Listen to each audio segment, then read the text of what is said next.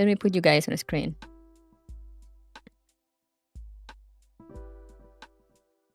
Howdy, howdy.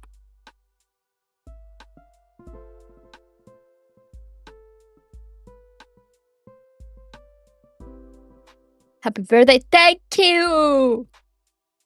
It is my day of birth today. Yippee. Usually, I do not stream on these days, but there's too much to read. So, so here we are. Happy birthday day. Thank you, thank you, thank you. Also, hello, Sunny Lamp, Duskblight, Bellhound Cat, Joe, Raven, Just Looks Twice. And I think I saw someone else, but I can't see you now. Oh, your mother day, don't you dare. Yes, a lot to read. So let's drop that. I had like a very slight I don't know, that voice was weird. Let's not talk about it. Let's just open the game.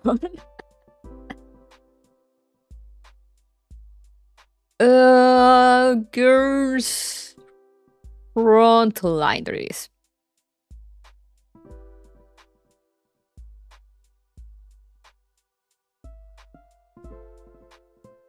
That's a story for other day. Oh my god, it's the hacks we thrust along the way. My man. From Twitch to YouTube. Hello. Thank you. Happy birthday. That's a good one.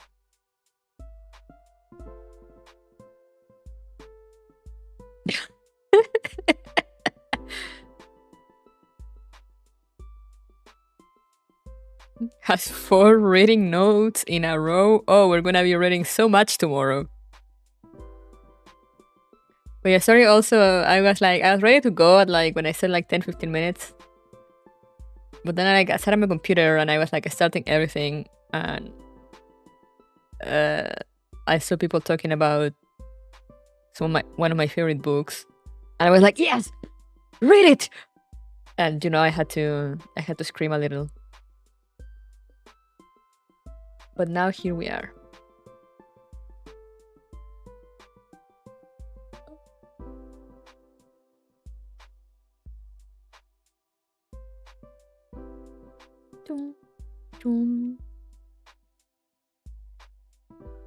Ready to read even more.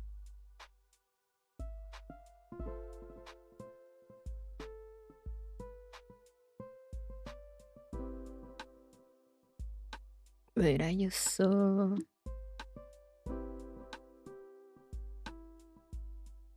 Oh, they have the Maiden's Prelude.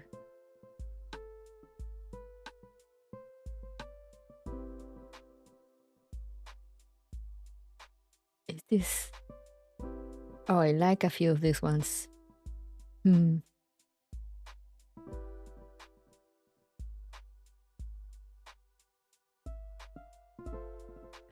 Hello, Aki.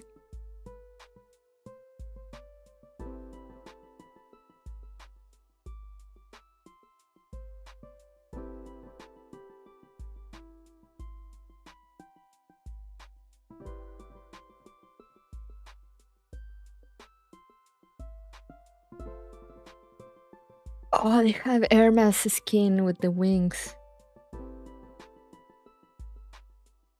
Back in the shop.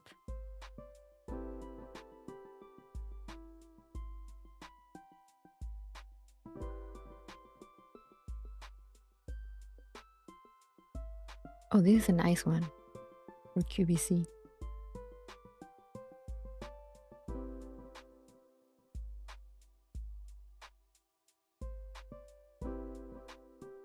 Of course, they have the suit ones again.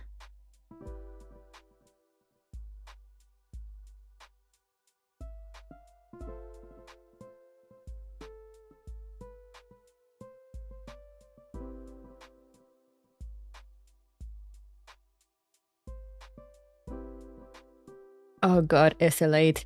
Imoko, I need you to add SL8 to Gears Frontline 2. Come on. Come on, get more of your daughters in. I need SL8 back. I need the little shark. Hello, Tenshi.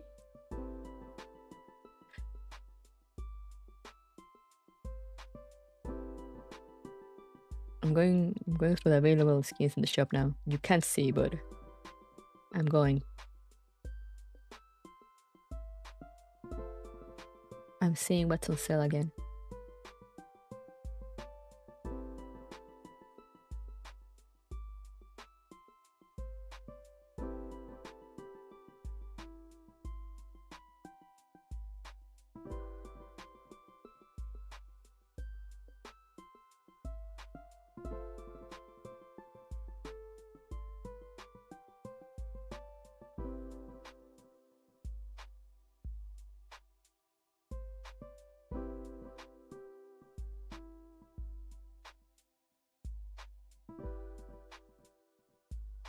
More tomboys, yes.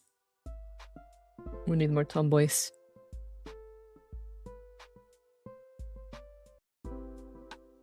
Mika, we are having a tomboy drought in Girls Frontline 2.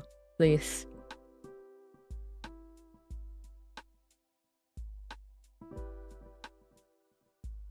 Grizzly has some... I had forgotten about Grizzly. She has some very beautiful skin art. It's crazy.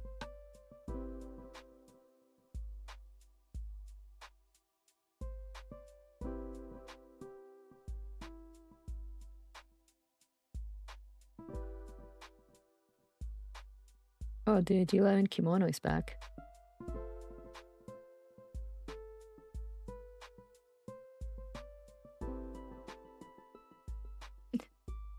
'94 swimsuit also is back.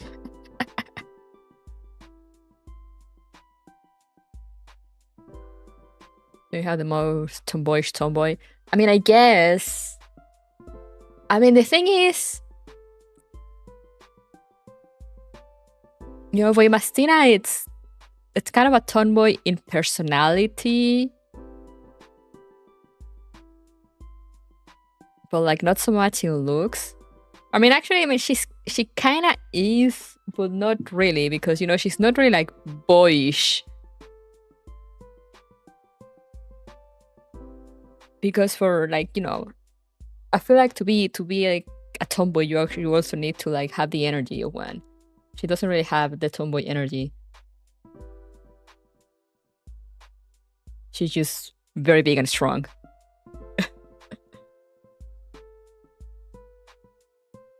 And she has a bit of gap moil, so yeah.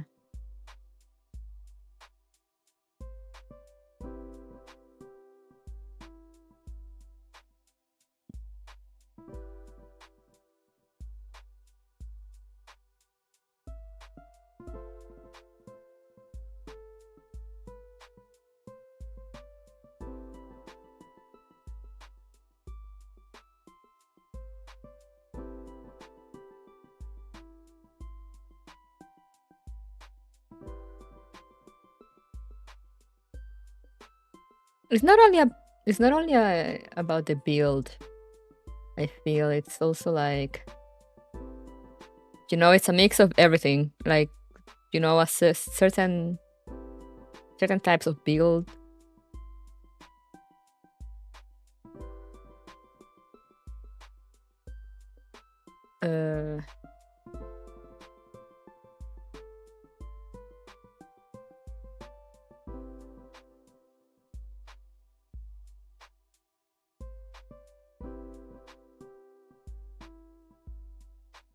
She's in the low end, yeah.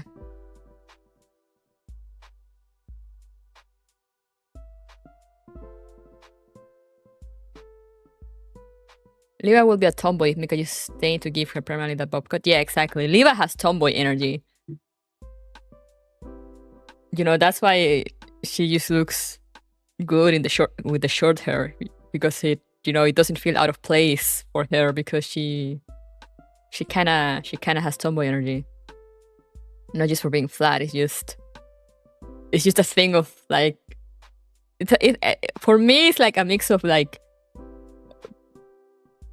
looks and personality, you know? Happy birthday. Thank you, PCU.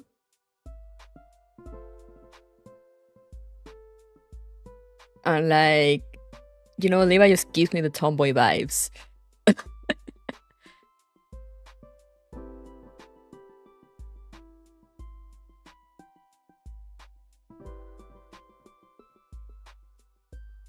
Like, I will say also M16 is kind of tomboyish. Not so much, but, you know, she also has, like, the vibe.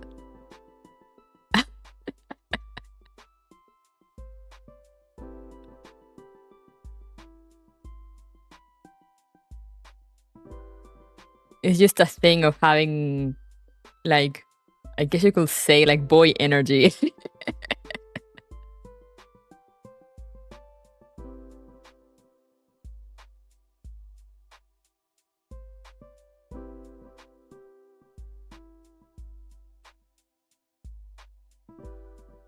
Why do I say that? Because look at this. Look at this, I say. I don't think I have the game on a screen, but look at this.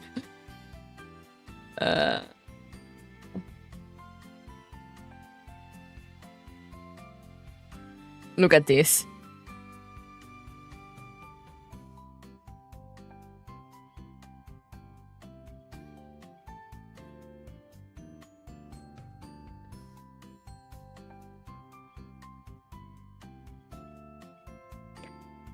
Like, why is she's always put in pants for this kind of thing, you know?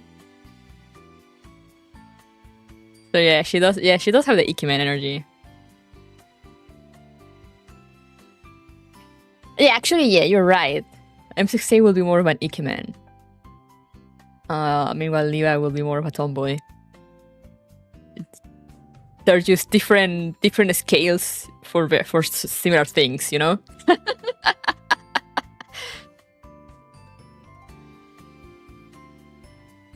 She looks like she'll steal your girl effortlessly. Yeah. I mean, guys, if she came up to your girl and offered her a drink, what will you do?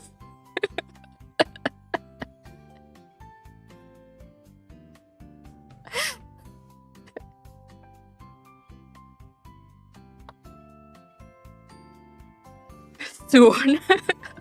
I will ask for one too. I can't do anything. She's from the States, sick.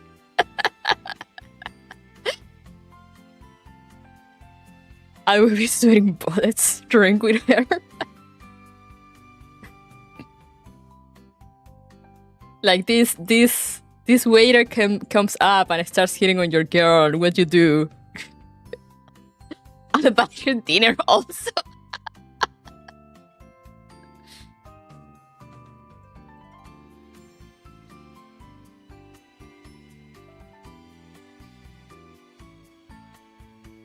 Why they're not me?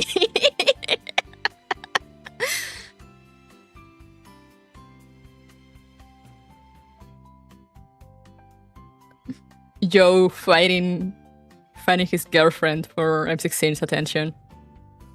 Take the offer so she can take me home instead. Tell my girl to get me her number too.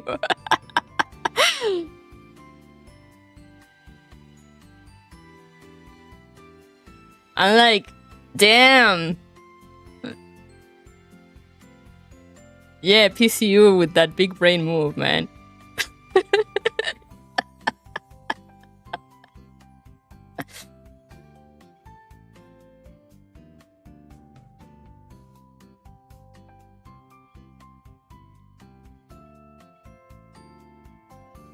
And like, you usually get this type of characters by how they dress them, because I said whenever there's like this thing, like look at the rest of the AR team.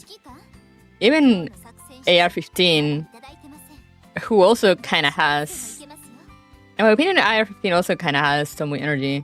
But I mean, she's always put on dresses, you know, because she's still like, I don't know, she's like a middle point, I feel. You have sub, you have N4. You have raw. Whenever there's set of skins like this, she's always the one in pants.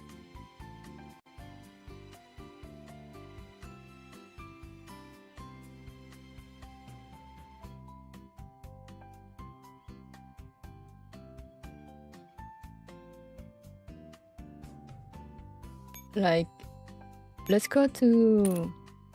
I was gonna say if I had, like, pools, but I don't.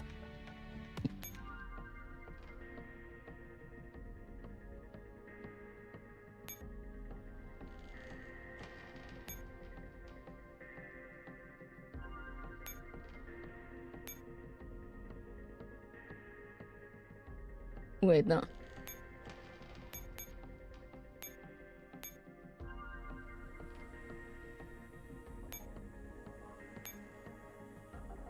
Like, I think this is... Like, she had the dress here, and she had, like, the skirt here, because this is kind of like the uniform stuff. But here, she has the shorts, and 45 on this set of skins that 404 got also has the shorts. Wait, I have this skin? I just noticed it says unlocked. What do you mean I have these skins? Hold up. Hold up, what?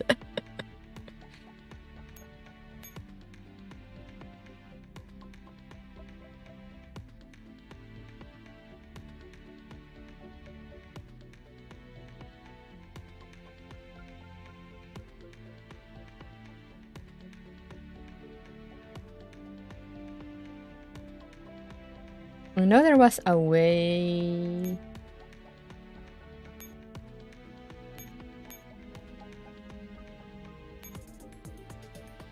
Uh-huh.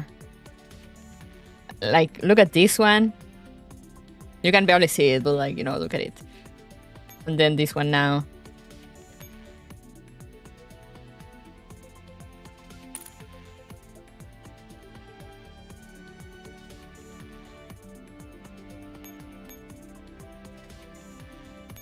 And then if you look at...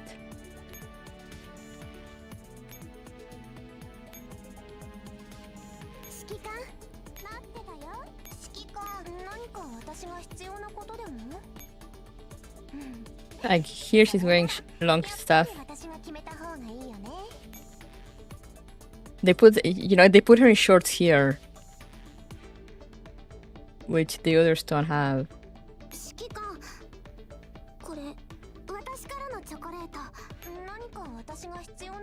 And here she has pants. Also, yes, this is the only skin I'm missing, and I'm still pissed about it. I can exchange for it, though.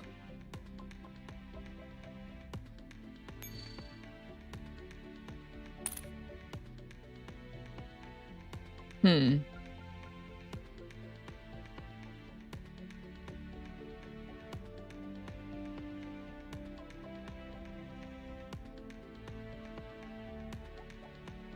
Hmm.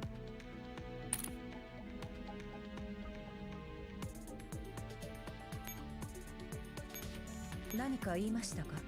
私のそばを離れないで指揮官。あらゆる危険から武器は以前より目が鋭くなった。型番が変わっていません。そう感じるのは。Oh, I forgot I have this.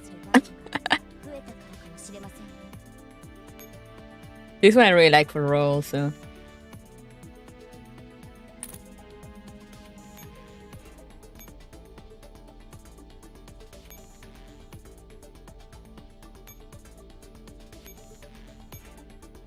Hehe.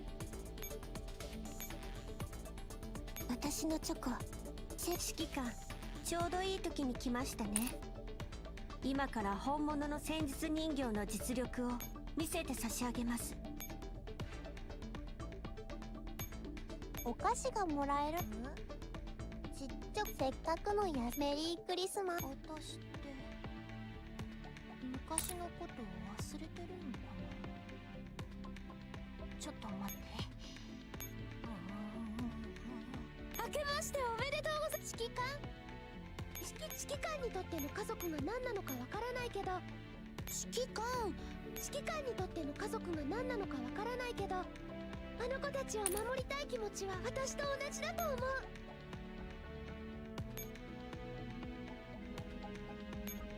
Should I get it, guys?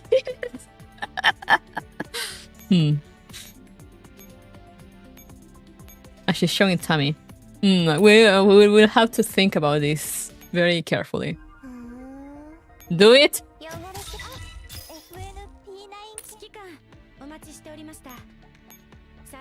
Also, I'm like... I have 5 pools. Should I throw 5 pools and try my luck? Let's do it.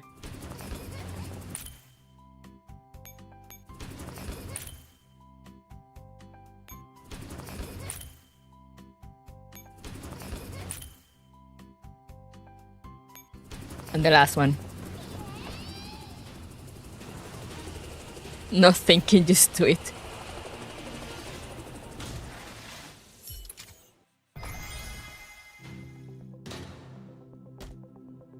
A whole bunch of nothing.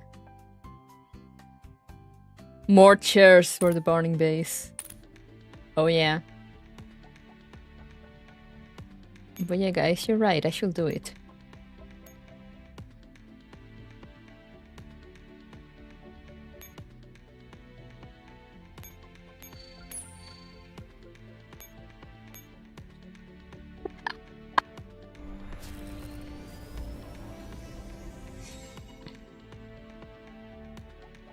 Now I have all hair girls from Frontline skins.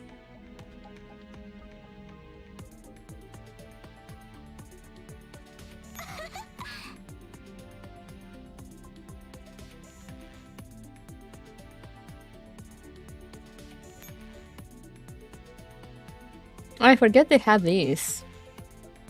For friend points.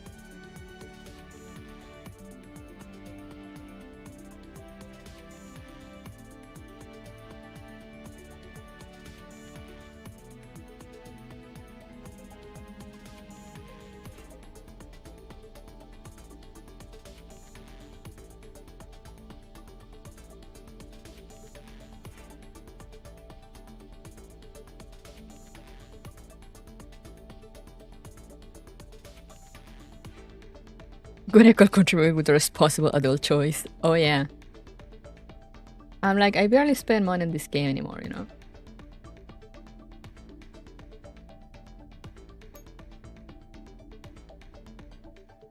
Oh.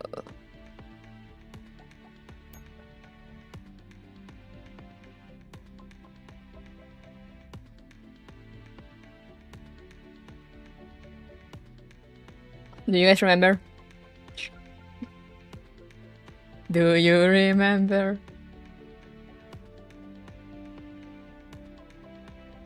Oh, the ones for Irma. Those are kind of vile.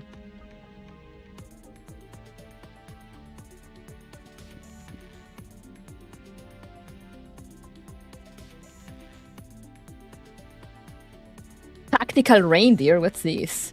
I've never seen this.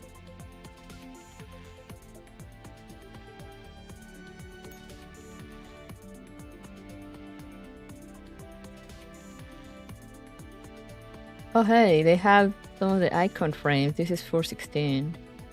This is Wawa.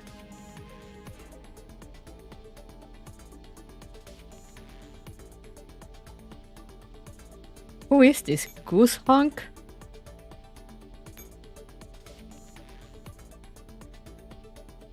And who is this also?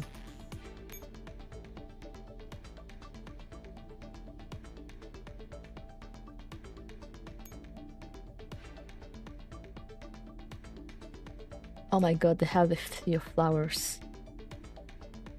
Oh yeah, right, this is what I was saving friend points for. Now that I remember, to buy some... What the fuck? Space?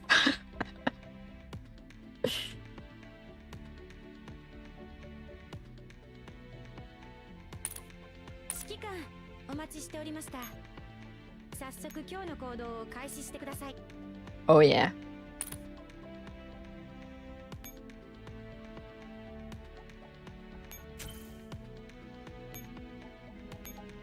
None of that.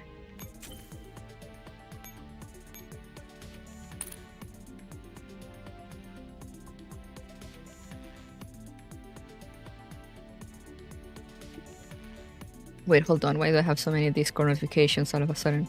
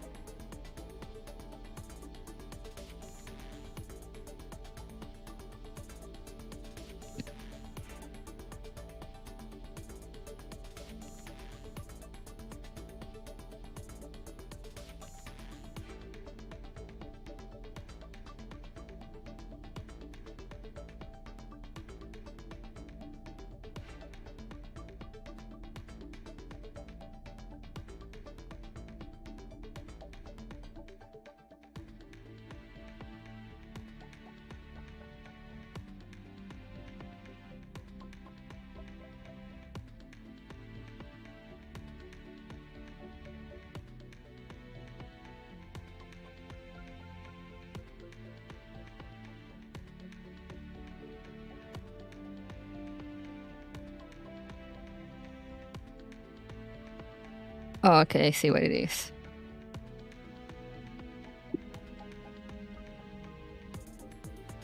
Anyway.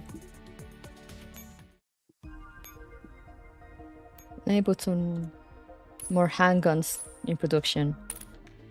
And let's go. No time to lose.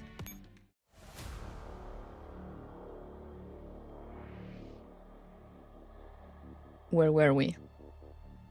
King versus king. Alright, okay. Okay. I see how it is.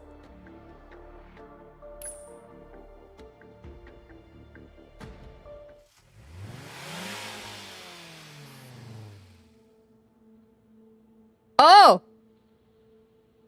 We get a sprite of him without the arm. Good! Nice. I like this.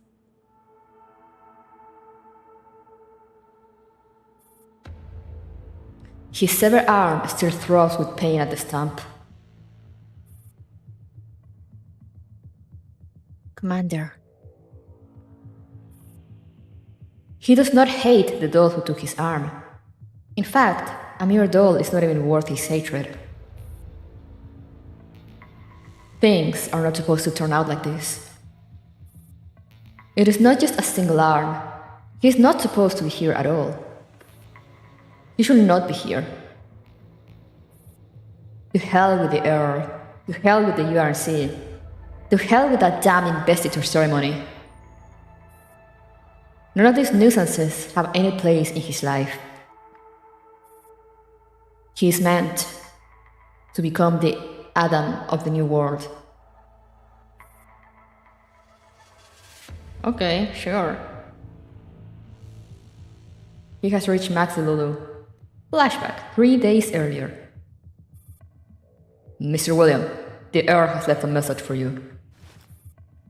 He has only just collected himself after the emergency treatment of his severe severed limb when the Earth letter arrives.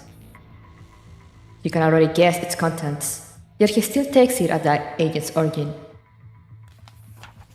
With difficulty, he tears it open using one hand.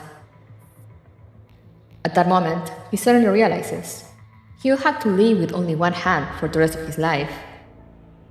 Clearly, this, too, was never part of his design. Oh, look at that fucking face! He unfolds the letter with effort.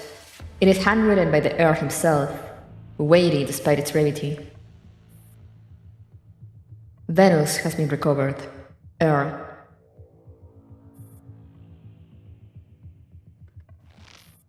William's thumb creases the fine paper as he narrows his eyes at the short line written across its expensive surface. Having read the message, he looks up at the Stasi agent.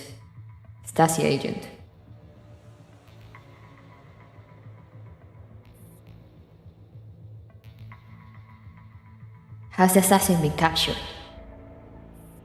Latest intelligence indicates that M16, under coordinated pursuit, climbed to the rooftop of the auditorium and left from a height of over 300 meters while surrounded. According to analysts, even a doll could not survive such a fall. Oh, you don't know M16.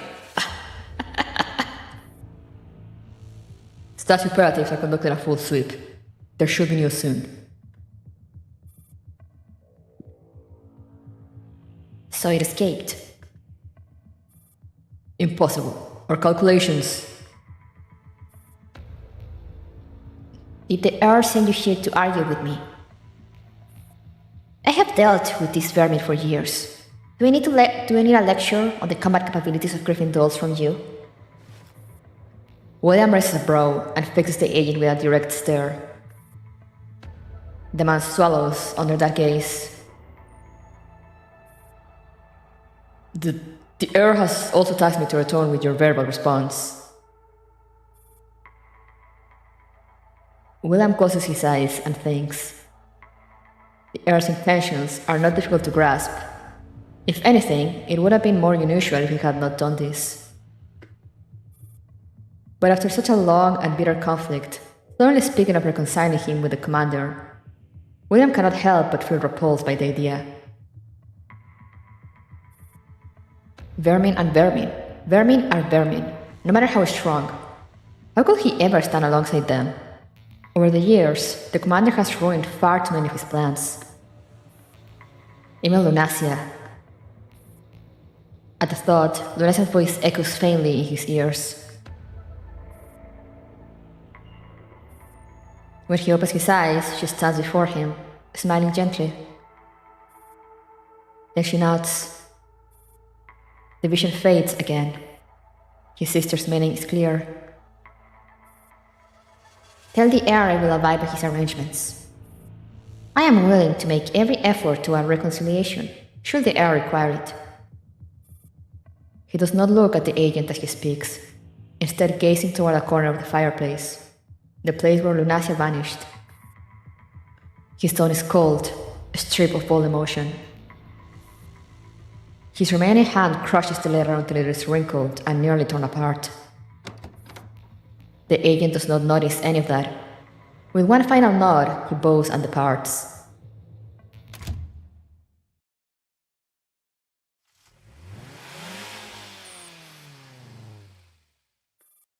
A sharp tone from the communicator pulls William back to the present. He tilts his head toward it. The gloom on his face is swiftly replaced by a smile. The call connects.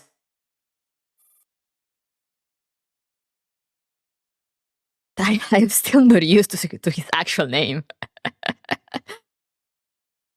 This is Ballard von Oberstein. I am proceeding to the meeting point as arranged. I must say, for someone of your stature to attend to such a trivial matter personally, you must be having quite some downtime with your URNC duties. Or does that person really mean that much to you? The meeting with the commander is indeed important. But I require your progress report on the research and on the acquisition of Miss Martha Maynard's legacy. Production lines are recovering well. The losses of the lake and the towers will not be repaired in a year or two. But the project you requested can be brought back on track within a few months. As for the remnants of Paradeus, I had not anticipated the need to reclaim them, so it is somewhat troublesome. I expect you to accelerate the process. Continue to honor your promise, Mr. Ballard. Our arrangement may proceed smoothly, or be terminated at any time. Understood.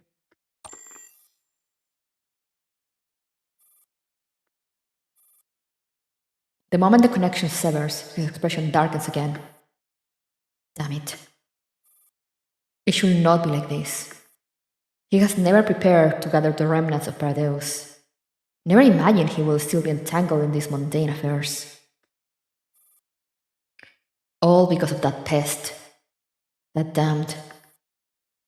It's all... This is all your fault, Commander.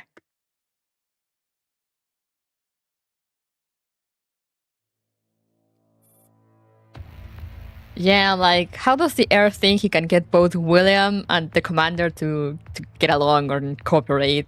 It's like, my man, you're supposed... I thought you were smart. In a luxury hotel suite, White Zone, Frankfurt. When William enters, he sees the commander standing before the window, back to the door, gazing out at Frankfurt's skyline. The lavish interior comes into view next, but the windows and doors are still shut, a feature that seems utterly at odds with the elegance of the decor. Rather than a luxury hotel in the White Zone beyond ordinary dreams, it resembles an exquisite cage, one that imprisons the commander like a captive bird. Now that William thinks about it, this is their first face-to-face meeting. Whether he admits it or not, their conflict has lasted a long time. The commander has grown from an insignificant figure unworthy of notice into a thorn in his side. How similar to his own past. If Oberstein had not underestimated him so completely, would he have come this far? And yet he's made the same mistake. That same filthy blood flows within him, after all. Good evening, Commander. A pleasure to meet you at last. Allow me to introduce myself. I am Ballard von Oberstein. You may also call me William. Pleasure, yeah. He truly values you, doesn't he? Even though you no longer hold any practical value, he still grants you patience and the finest accommodations. Not only Frankfurt, but half the world awaits his salvation. Yet he ensures you reside in the best hotel. William takes a bottle from the rack. A 1928 Glenlivet, a century-old vintage, far beyond what this hotel could ever supply. It is from the heir's personal collection. He placed it here for you, but you have not even glanced at it. He pours 2 glasses. The rich aroma fills the room instantly. With a faint, ambiguous smile, he swirls his glass and nudges the other toward the commander.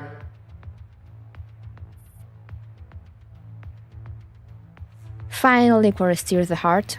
It also makes one more inclined to speak the truth. I don't take drinks poured by others, especially not by you. The commander turns and studies a young man sitting at the table. Then they walk over, pull out a chair, and sit across from him. Caution is a virtue. But in a room without surveillance, without eavesdropping, and with your enemy sitting right before you, such caution seems excessive, don't you think? Or are you afraid that I poisoned the scotch? Between us, I thought we had to resort to such cliché methods. William produces a small box from his coat and sets it on the table. He opens it and turns it toward the commander. A medal lies inside. Take it. Congratulations. Parasite beneath my radiance though you are, you have finally earned a fragment of honor for yourself. Parasite beneath my radiance? Okay, fucker. Who the fuck do you think you are?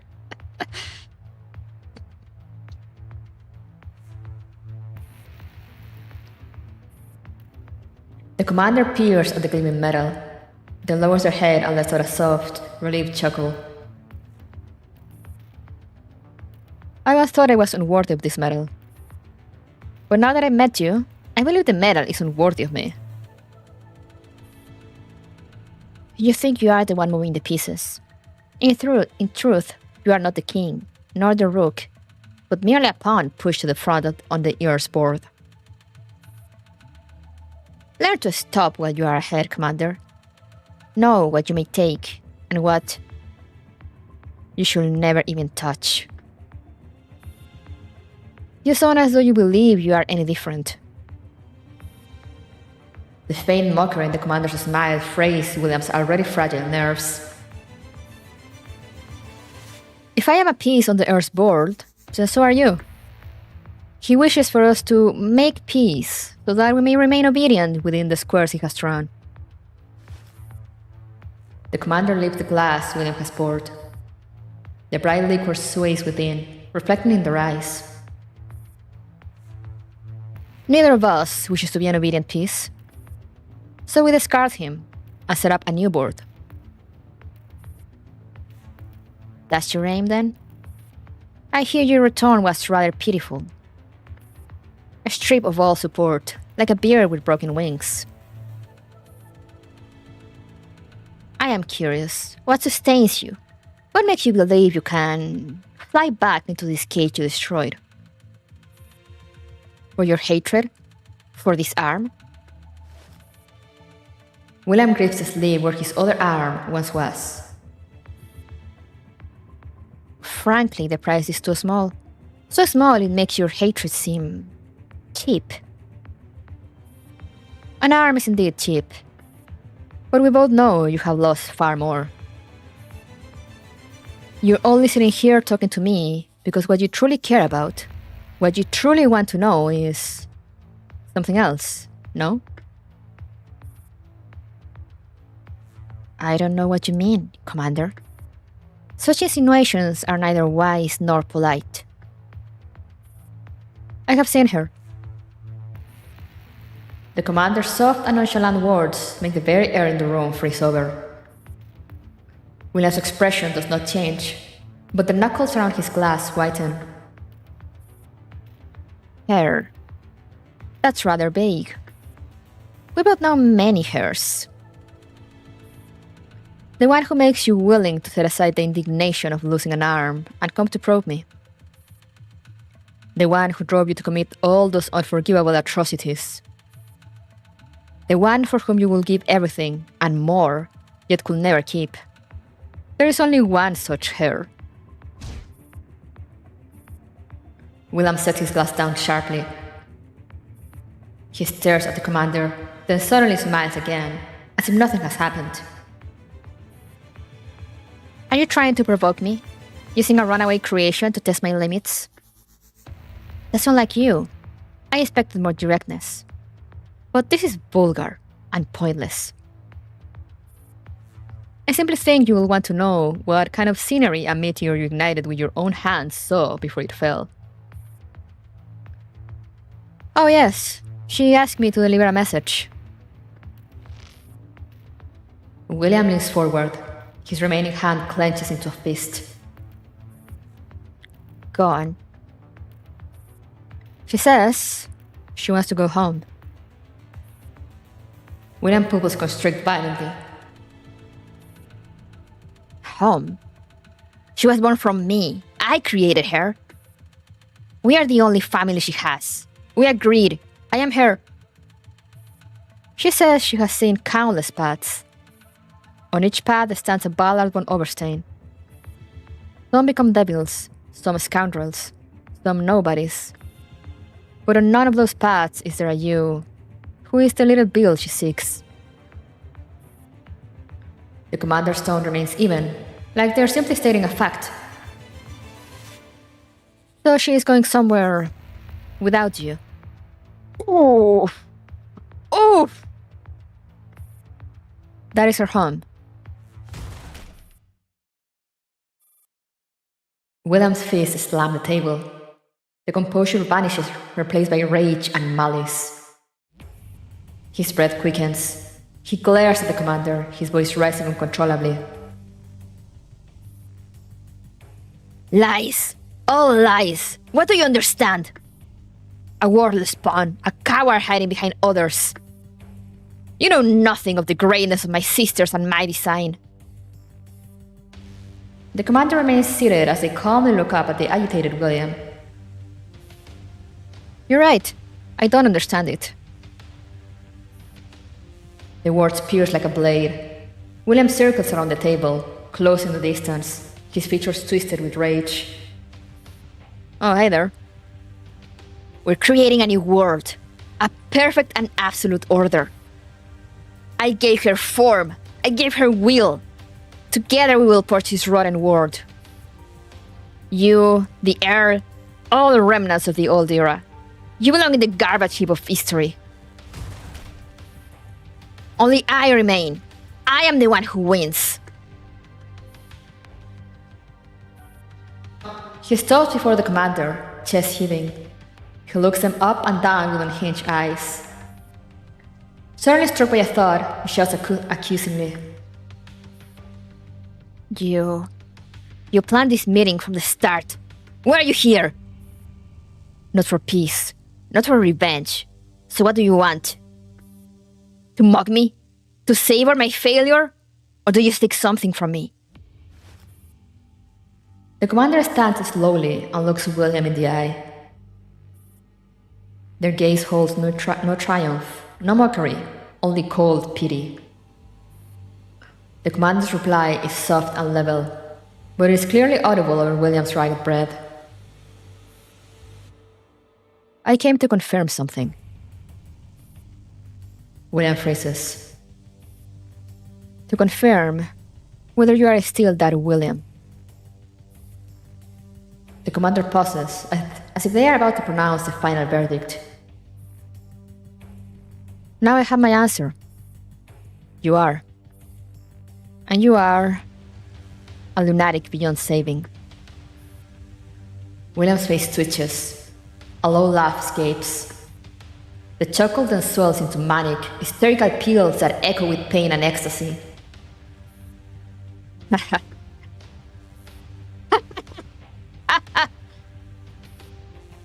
He doubles over laughing, like he's just heard the funniest joke in the world. Then he abruptly stops. Silence. He straightens up meticulously, smoothing the folds of his collar. The frenzy vanishes, replaced by an icy calm that seems to see through everything. His gaze returns to the commander, filled with pity and scorn. Is that your trump card, Commander? Inventing a story that you left me just to watch me break? I admit, your performance was quite convincing. I almost believe you. How pitiful. That must have taken a lot of effort. But you chose the wrong weapon from the start. Because what you told me is an obvious lie. The commander says nothing and simply fixes William with a cold, somber gaze. William ignores the gaze. He turns to empty air beside him and speaks softly. Sister, look at this laughable fool. They just don't understand. You have never left. Not for a single second. His lips curl into a satisfied smile. He walks toward the door. This farce is over. Commander, enjoy the cage that the Earth has prepared for you. I have more important matters to attend to, with my sister. He pauses at the door without turning back. By the way, it's been interesting to meet you in person, rather than hearing about you through others. Unfortunately, he opens the door. Light outlines his silhouette. You will likely not live to see another day. He leaves without another glance. The door closes with a soft click. The room is empty save for the commander, and the untouched glass of Glenlivet, quietly glowing amber beneath the lights.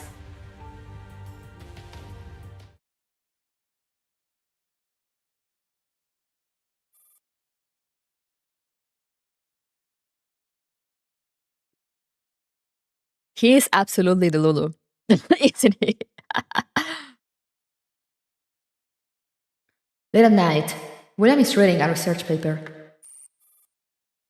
Oh, this is a flashback. The communicator rings. He sighs, then answers the call. If you are about to repeat that nightmare about you going to war with a pile of scrap metal again, I am hanging up immediately.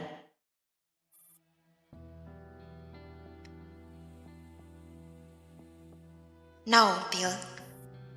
I'm contacting you because I want to talk about something from our childhood. William's expression softened slightly. I just had a dream. In it, we were only an ordinary brother and sister. No mansion, no servants. We worked every day just to have enough to eat. And yet, for some reason, when I woke up, I felt envious. Sometimes I imagine that we could live a simple life together like normal people. Not thinking about distant things like N4, Elisa, or Dandelion, and just focusing on how to survive, how to find a little more happiness. To dream of such things is weak, but undeniably sweet.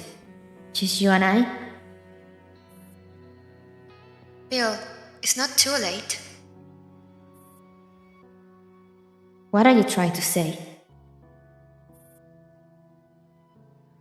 Can you give me an ordinary body? If you are willing, I can let everything go and live with you. We could go somewhere remote, live quietly without anyone disturbing us. Stop causing death and destruction, alright? We will, Lucy. I promised you long ago that in the new world we will live exactly as you wished. Bill, you know that's not what I mean. William's face darkens. You should sleep. He is about to end the call when Lunasia's voice stops him. Bill. It seems the previous surgery was not enough to stabilize your condition, sister. You still don't fully remember who you are. But it doesn't matter. The next procedure is soon. When that time comes, you will understand whose wish it is that I've been trying to fulfill. Bill, whether you try to fulfill my wish or keep our promise, I know you must have suffered greatly when I was gone. Those days without me are what turned you into this. That was my failure as your sister. But now I am back. Your goal is achieved. It is time for us to pick up where we left off when we were children. You can be little Bill again, and I can be the elder sister who always protected you. As long as you stop doing things that hurt others and yourself. Please? Sister, since childhood you have always been gentle and kind, but also so very naive. The beauty of those days existed only because of ignorance, an illusion built upon the privilege of being children. Even the cruelty and bitterness, the foolishness and madness we witness, were preserved like fruits soaked in honey. People grow up. But at what cost, Bill? Do not call me by that name. You have lost that right. Lunasia recoils at the sudden fury in his voice. Do not be like this. You're scaring me. It doesn't matter. You have merely forgotten certain important things. It's alright. Your little brother remembers. He remembers what it feels like to be run over by a bicycle. He remembers the sister who will protect her family at any cost. That is why your little brother is the one who truly understands your wish. Bill, that's not what I meant back then. You misunderstand. Enough! William cuts her off sharply. So many years have passed. I have grown into a brother capable of protecting you. I have fulfilled that duty with everything I have. I have worked so hard. And yet you, sister, now refuse to stand with the one who loves you most. You are worse than when you were still a child. Learning to accept your little brother's protection is also a sister's responsibility. Those were your own words. His voice is low now, hovering between laughter and rage, unreadable. He stares at Lunasia's face and speaks each word with deliberate clarity. Her pupils dilate suddenly.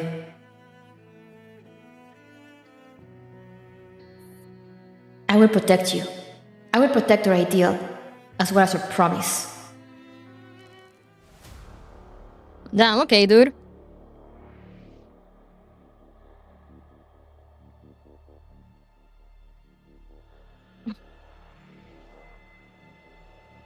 Now we got a stage from Fixed Point. Good on memories.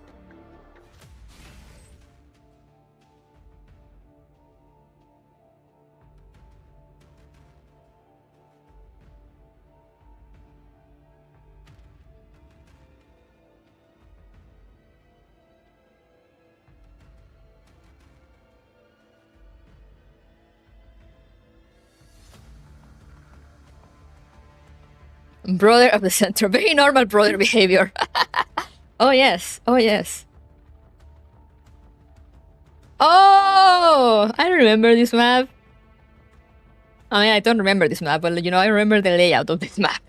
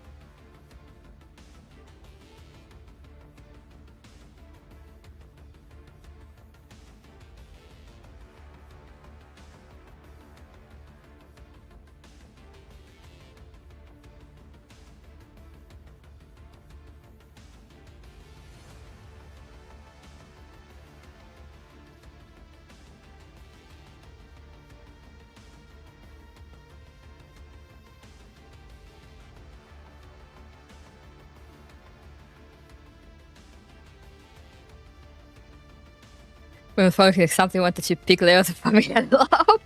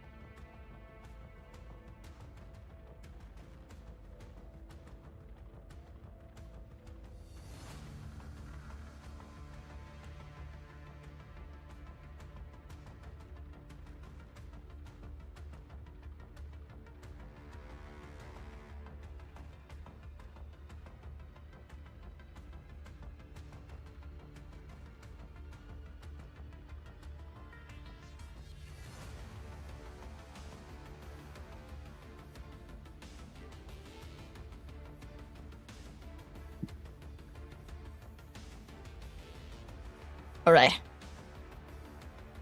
Scar Sisters, go! Me not choosing anyone.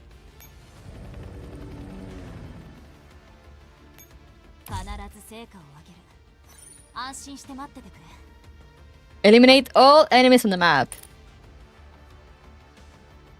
Okay, that shouldn't be too hard with the Scar Sisters, right?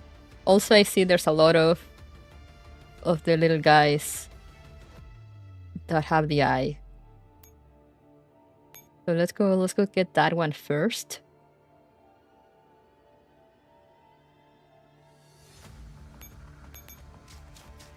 And then I'll see where to go, because I don't have enough visibility.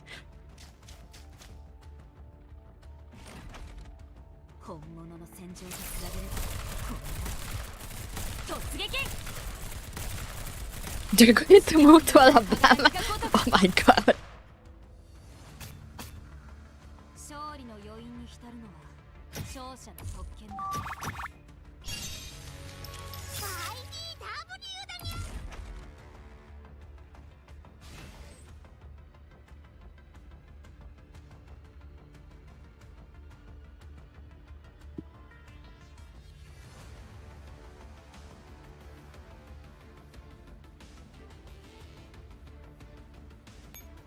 Okay, there's another guy up here.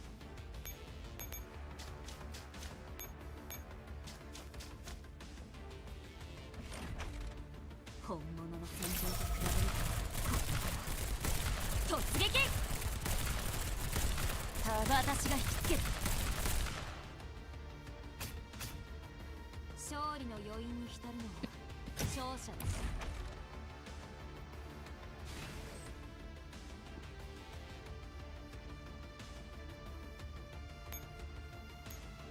Now you.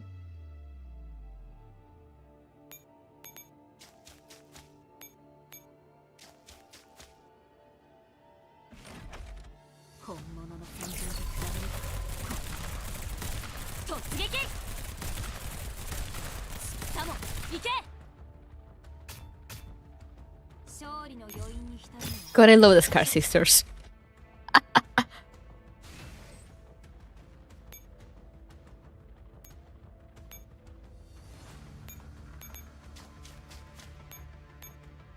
Let's just get rid of all these dogs down here.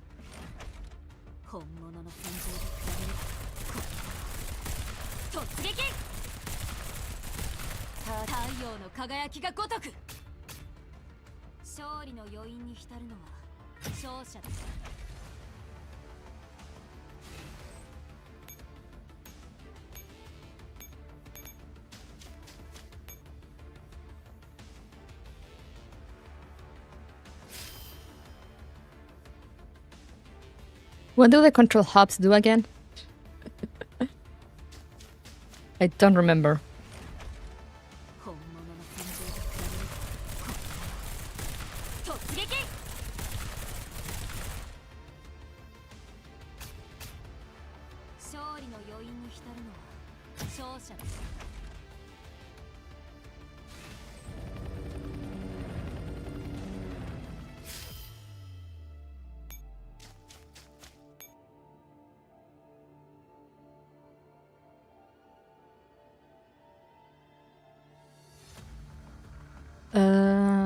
Now we need to go recharge, reload, resupply.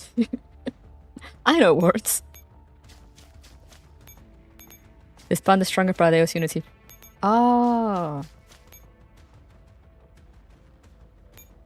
Okay, we're gonna go back to it then.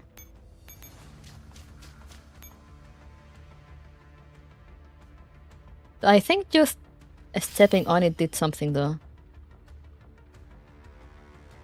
I just wasn't paying enough attention.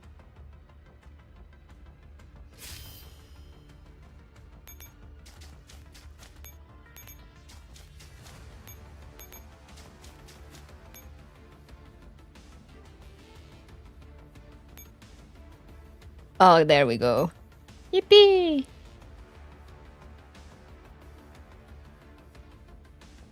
Are there more? Or am I supposed to just fight these guys? I mean, I can maybe take them on. I don't know. I don't see any more control hubs. Or am I just blind? Just EMP grenades.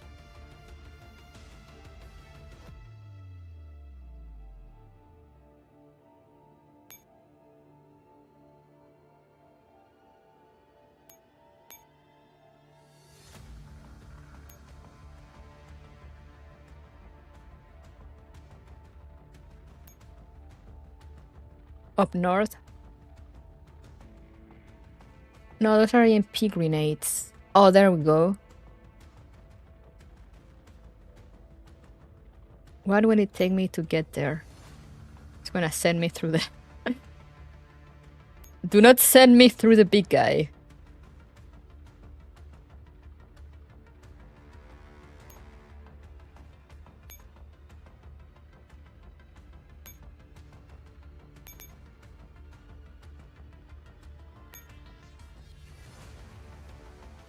Oh, there's no way to... Okay, I see why. Guess we'll just have to push through and hope for the best. I feel like this may be a bad idea. But there's like no other way to go. Oh yeah, I guess I can move this one and send them here.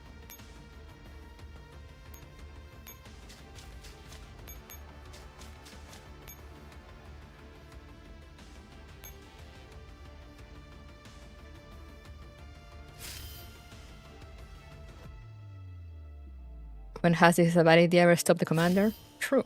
True that. Close. And that gets rid of the big guys. Not all of the big guys though, there are still big guys here. But I guess we just fight those ones. First let's go fight this guy here.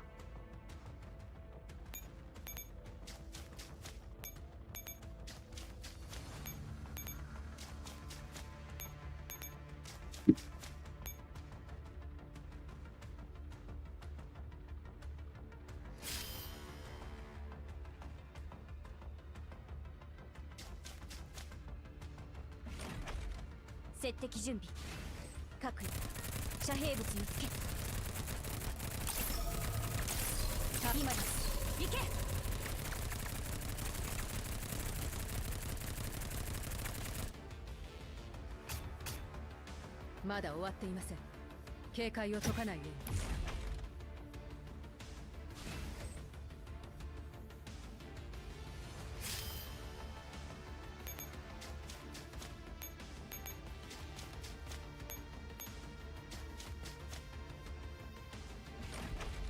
本物の戦場と比べればこんなもの。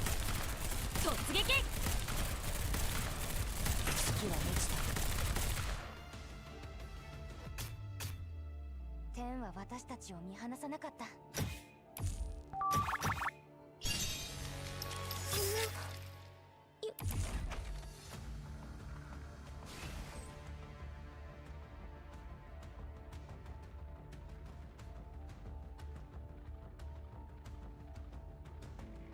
Where am I again?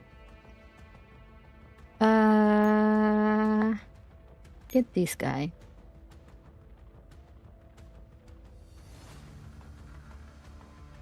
And you go back there. But not through there. Actually, you move back here.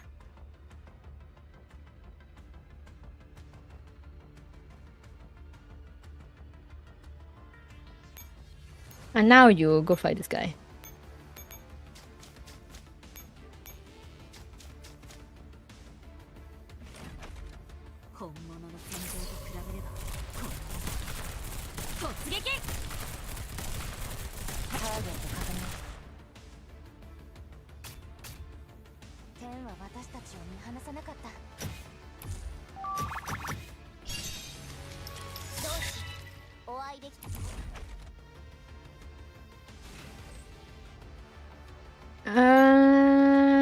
Come get this guy here. I need to kill all enemies, they said, so... Can they face... Gray like that?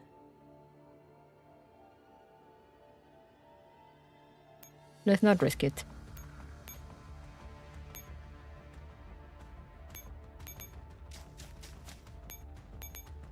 Let's get a little more buffed first.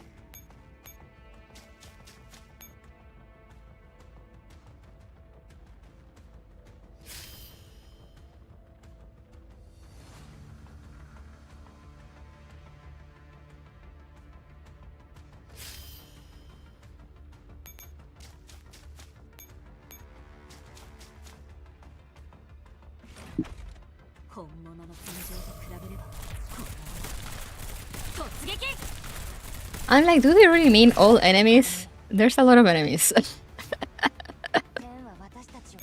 Maybe it just takes a while because I have like the Scar Sisters are the only team I completely trust.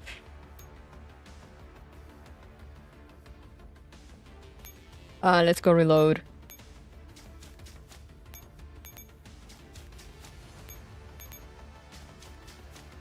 Oh, so well, I can probably take on Gray like this, right? Right? I should be able to take on Gray like this. Right?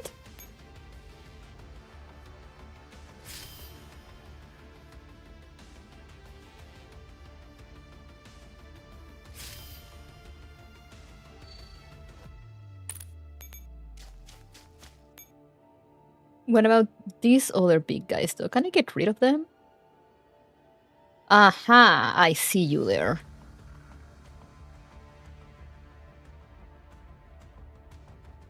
to that, I need to send you.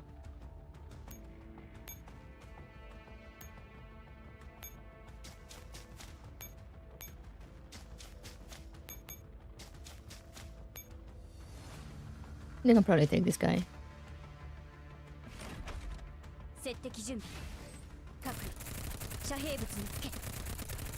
Normally you have like 5 teams. Yeah, normally you have more teams. I mean, I haven't checked how many teams they let you put in here. But normally you will have more.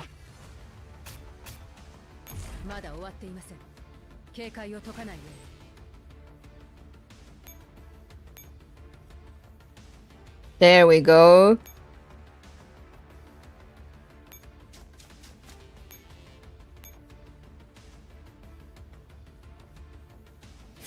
Okay, now it doesn't look like so many.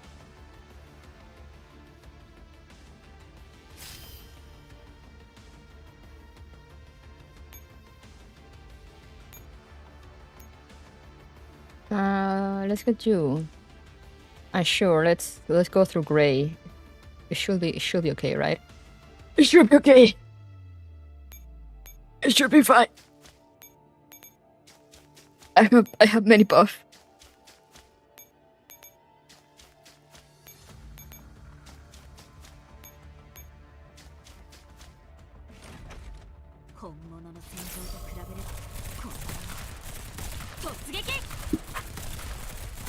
Oh yeah, it's fine. We're completely fine. We're okay. we're completely fine.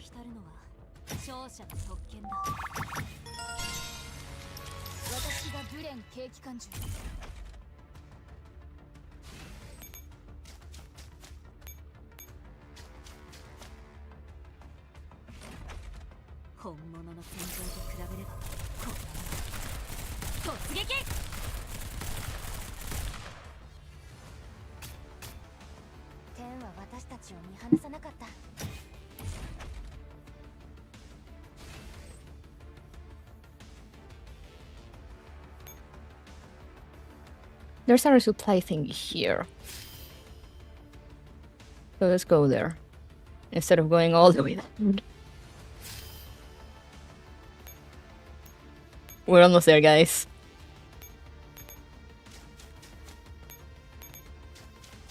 Oh wait, but actually... Let's get this guy first.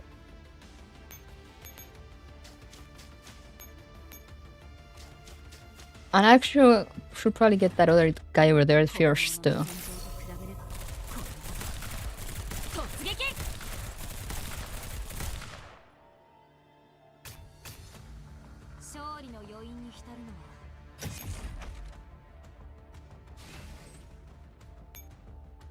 You know, to make the most of the resupply points.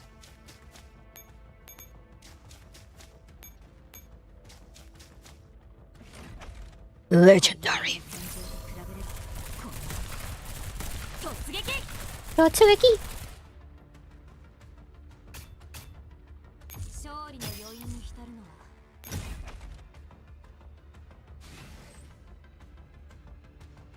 And actually I can go get this guy with my last bullet.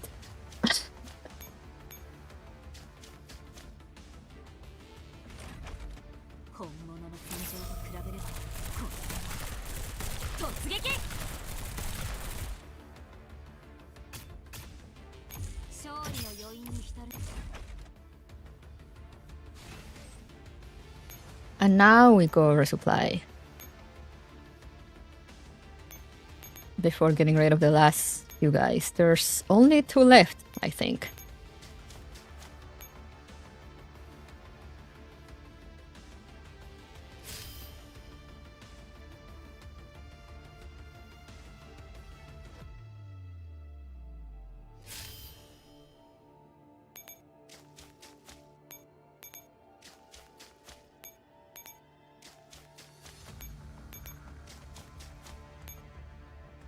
Just absolutely ignoring Willy over there.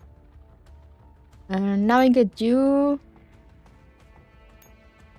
Now I get you and you. And I think that's all of them. I believe...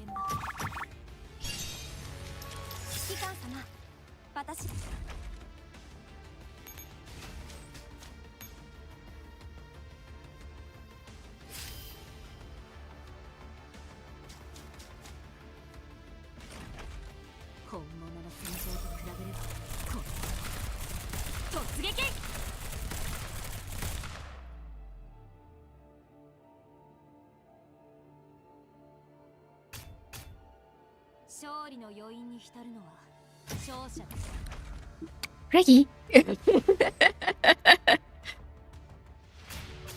Get off!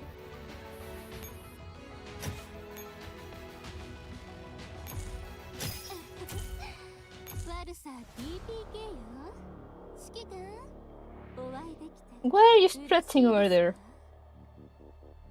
Trying to look all cute.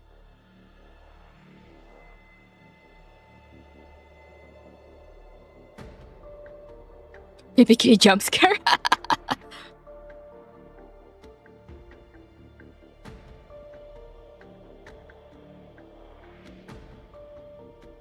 Hit a strike, yep.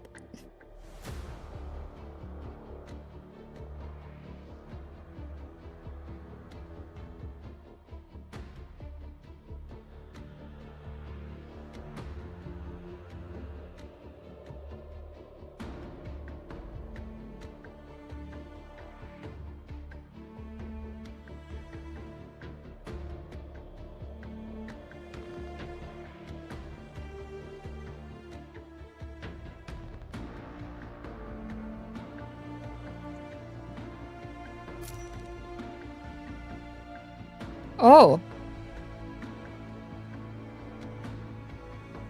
Wait, I'm having trouble remembering you. I guess we'll see. We won't see. Go away.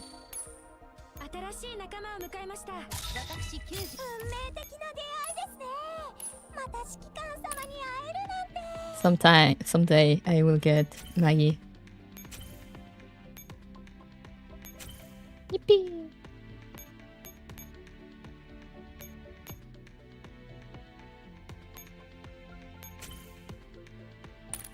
Alright. Let us continue. Reichenbach Symphony. However the fuck you say that.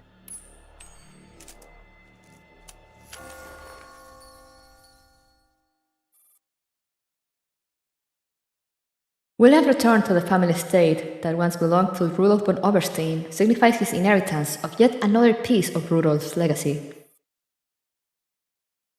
The fortune left behind by the former Minister of Industry and Construction of the German Democratic Republic is an astronomical sum. Endless resources are about to fall into his hands. And yet he feels no joy. Tactically, he has succeeded. Strategically, he has failed. Mr. William, the estate has been fully secured. No threats detected. You may reside here without concern. It's funny to me that they use the same mansion CG because it looks so, like, unkept. After M16's assault 3 days ago, the URNC government has assigned him close protection. William finds it unnecessary, but he knows it is the heir's decision, so he does not object. Understood. He has no time to dwell on it. Accompanied by his security detail, he steps into the Oberstein estate. As he walks toward the main entrance, he glances back at the guards and notices dolls affiliated with the Stasi among them.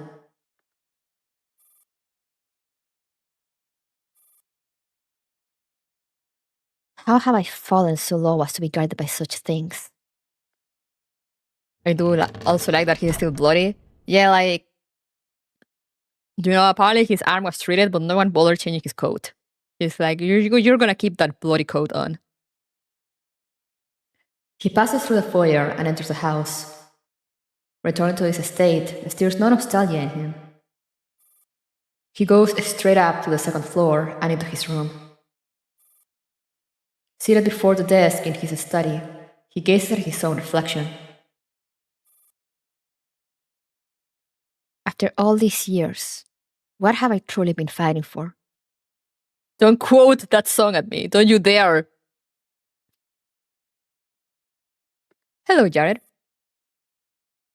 The needles were nearly annihilated. The long years of careful planning have crumbled into dust. Though he has gained everything Rudolph possessed and become Oberstein, in any real sense he now stands alone. Pitter-patter. He hears the sound of 4 paws on the floor, drawing closer. Soon, something soft brushes against his leg. It's you, my sweet pup. Have you been waiting long? He lifts the Maltese into his arms. He can feel his strong, steady heartbeat, like the beat of a drum. The little creature has grown larger than before. After receiving his new heart, he seems to have entered a second stage of growth. Old teeth fall out as new ones emerge. Worn fur sheds and gives way to a fresh coat. It is, in every sense, a newly made being. I'm so glad to see you so full of life. While I was away, were you lonely here all by yourself? Do you still wait for your other master before every meal? When you're tired, do you wish someone will speak to you? A dog spends more than half its life guarding an empty house, waiting for its master to return. His voice grows softer. The Maltese continues to wag his tail, licking his face with a damp tongue as he sinks into quiet desolation. At last he stands and sets the dog gently on the floor, stroking his head. I'm sure you're that kind of good dog as well, little Bill. Rustle, rustle. Suddenly, the faint rustle of fabric stirs the air. The Maltese reacts before he does. Woof! Following his gaze, William sees the source of the sound, a second figure lurking in the darkness. In the corner of the night stands a doll, concealed until now. Realizing that she has been spotted, she drops all pretense, raises the dagger in her hand, and lunges toward him at full speed. Oh, okay! He does not even have time to call for the guards. The Maltese senses the danger, and his instinct to protect his master awakens. Before William can react, he leaps forward bravely. A gunshot cracks through the darkness, striking the dog. But the Maltese William has modified is no longer what he once was. His combat prowess and vitality are on an entirely different level. He stumbles to his feet again and clamps his jaws around the doll's gun hunt. William finally comes back to his senses. A strange smile spreads across his lips. Oh my god! It's hair!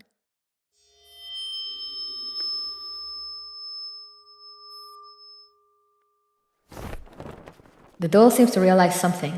She raises her dagger and dashes toward William. In a flash, the blade gleams as it closes in. Heh. William feels the icy edge of his throat, but he does not even bother to evade it. What was that sound? The blade barely breaks the surface of his skin before it shatters into pieces. A silver shadow arcs once through the air, and with effortless precision, severs the doll's arm. William wipes his neck with his thumb. Warm blood stains his fingerprint a vivid red.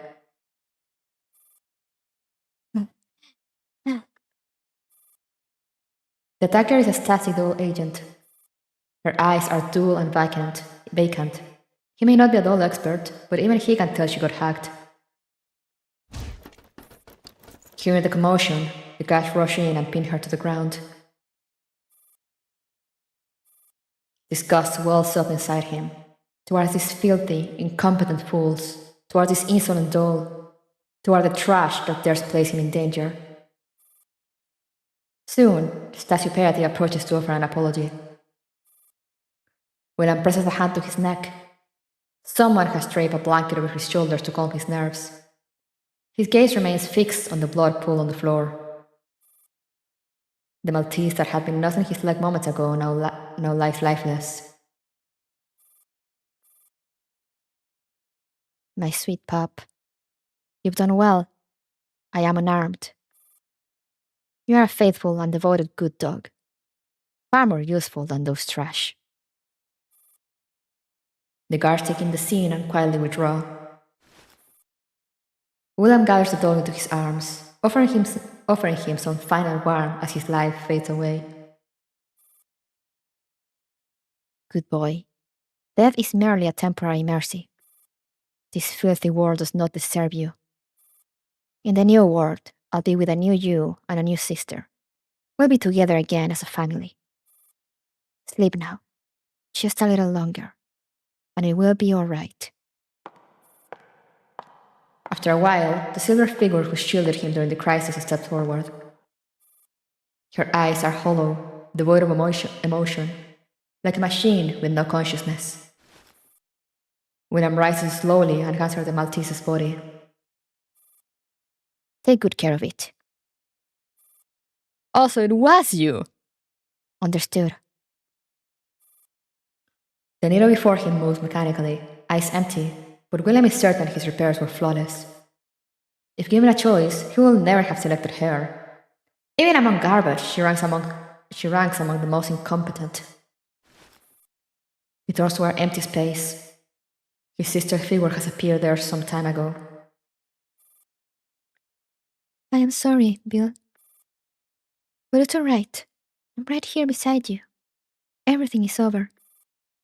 It was all just an endless nightmare. Flames igniting William's eyes. Even a nightmare can go on for too long. A message alert sounds. It is from a Stasi operative. We apologize. Espionage shows signs of being hacked. All remaining doll squads have been recalled for neural inspection. Veteran human agents will assume responsibility for your protection. We will work to identify the perpetrator and provide you with an explanation. Who else could the perpetrator be? After closing the message, William walks up to his sister. It seems our commander is not satisfied with petty tricks. They refuse to concede. They desire the same thing I do. I understand it all too well. The mirage of his sister gazes at him with sympathy. Then her eyes sharpen like flames. Whatever Bill wants to do, we will do. Nothing else matters but your wish. William smiles. He lowers his hand from his neck. The palm is stained crimson with blood. Commander, you are full of lies. To think I almost believe them. My dear sister has never gone anywhere. She stands right before me. Our blood debt could have been settled and erased. But you insist on stirring new trouble. If it's war you want,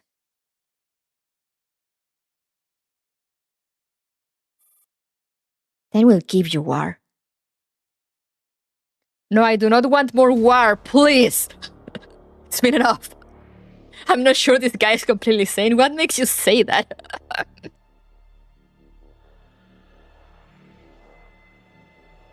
What gave you that impression, Bellhound. Pre-mortem investigation. Wait, this is a stage.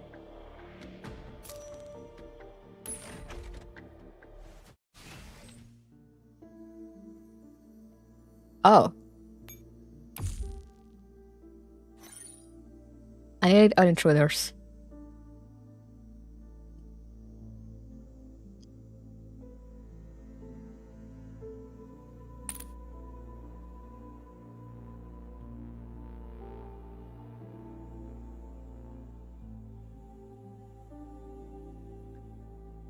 What, just me run around?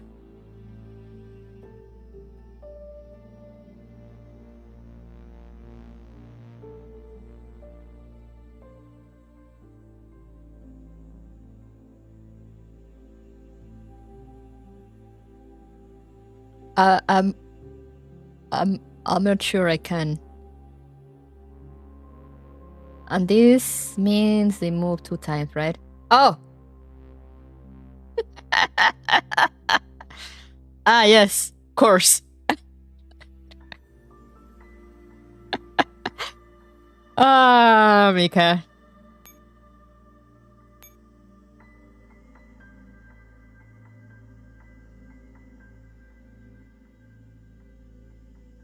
Classic.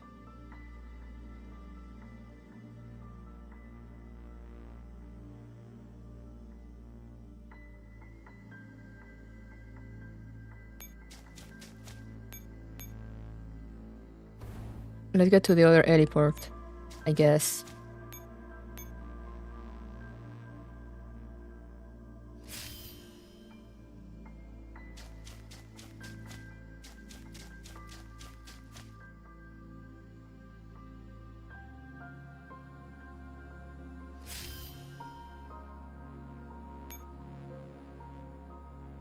Wait, but now they're moving more.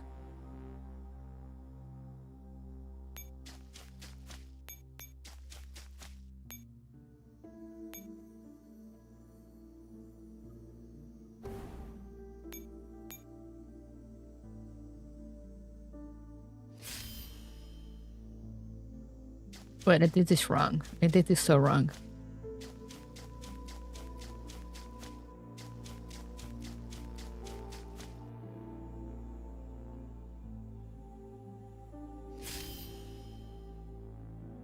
And now they're moving even more.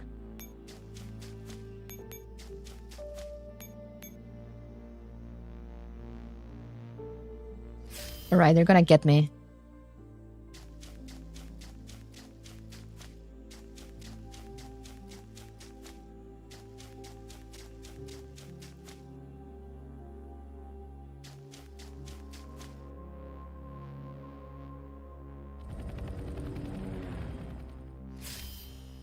Oh, thank God.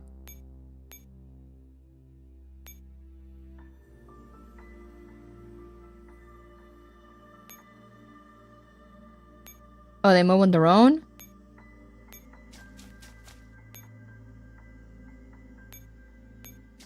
Oh no, okay.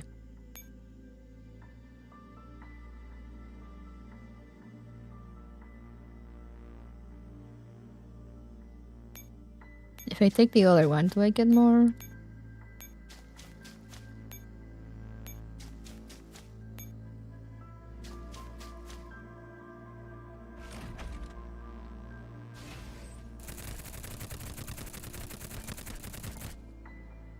Shooting her in the face.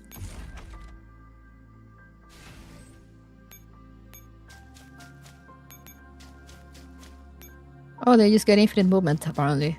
Yippee!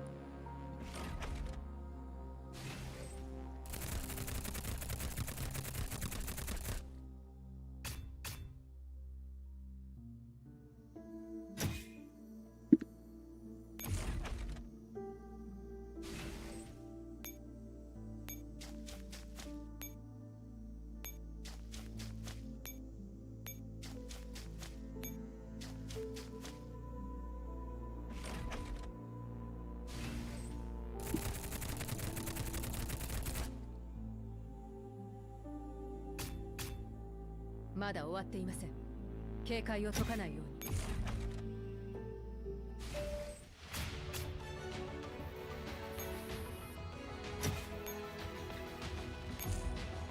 指揮官、引き取ってくれてありがとう。 Okay, that wasn't so bad. I パン焼いて頑張ります。 can only guess it was an absolute nightmare in X. Reichenbach Symphony 2.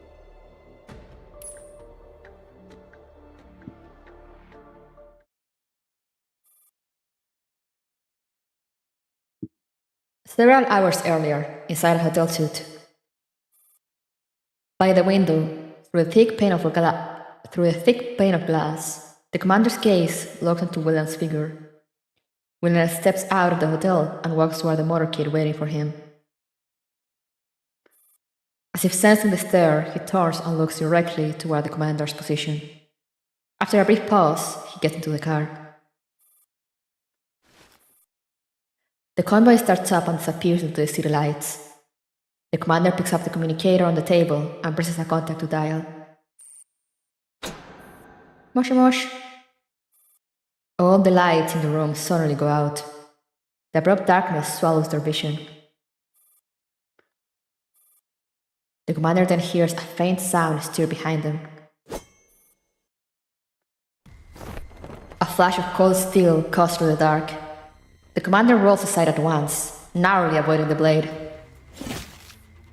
The shadow gripping the weapon presses the attack without hesitation. The knife plunges into the commander's left shoulder. Ah! The instant the cold metal pulls free, searing pain surges through their body like wildfire.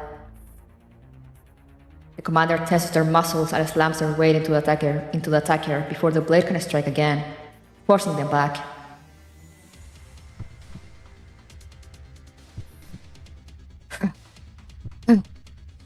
Hello, Doc, thank you! Cold sweat beds on their forehead.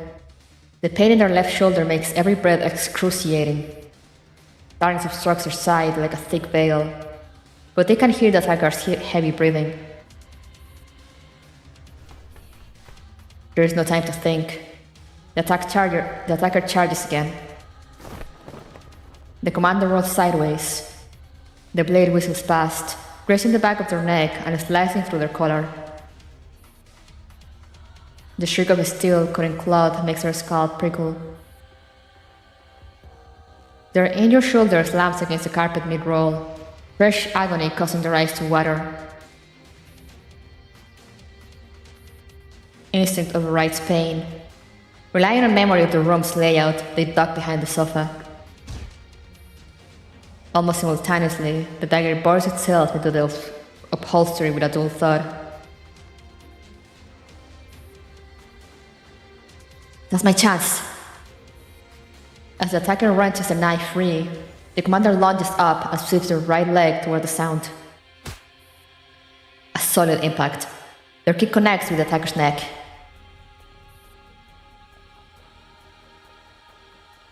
Ah! Whoever the fuck it is. The muffled cry reveals something unexpected. This attacker is a woman. Bastard. Even so, her strength is formidable, and her assault grows more frenzied. The blade carves wildly through the dark, narrowly skimming their ribs and waist. The commander can only take advantage of nearby furniture to block and counter. Each exertion tears at the wound in their shoulder, causing blood to gush steadily.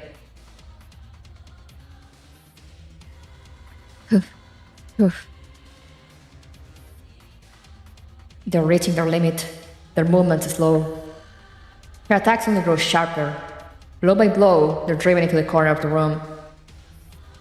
The commander is not oblivious to their predicament.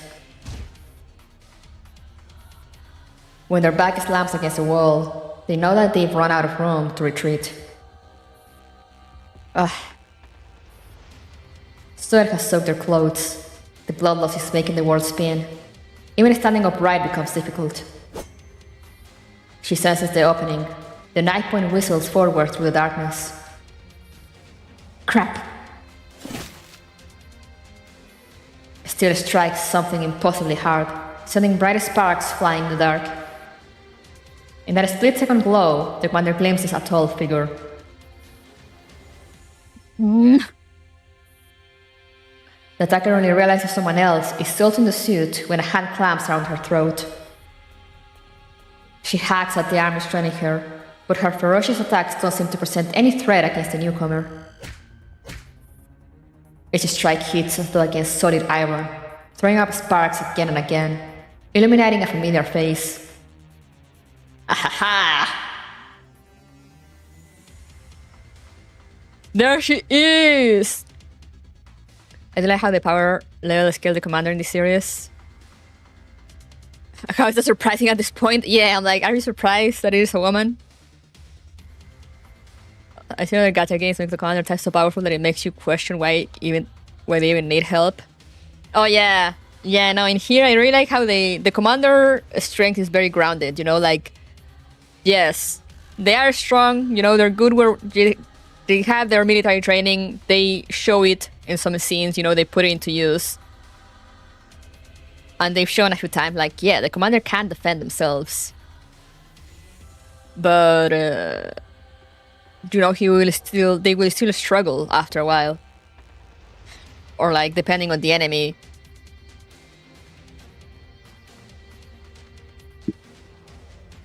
You know, sometimes they'll be able to overpower people, sometimes they will be the ones overpowered. Like, they're usually good with keeping that balance of like, yeah, this guy is just, you know, the commander is just a guy, he's just a person.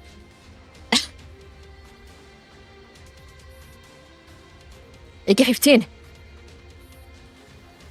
The sparks fade, the blade wavers. AK-15 moves. Her fingers tighten, and the attacker's throat feels as if crushed by a hydraulic press.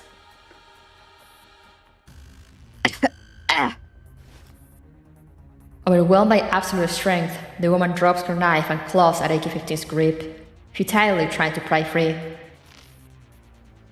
AK-15 raises her arm, lifting the attacker like a toy, legs kicking uselessly in midair. Should have been me! Robin. Wow, how dare you! The commander's pupils constrict violently.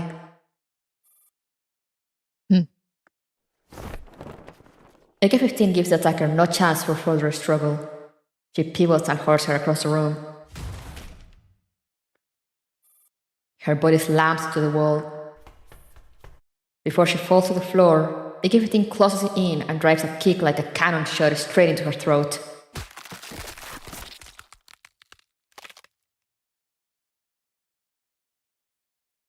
Okay, Mika, you didn't need to follow that line with that sound. But damn it.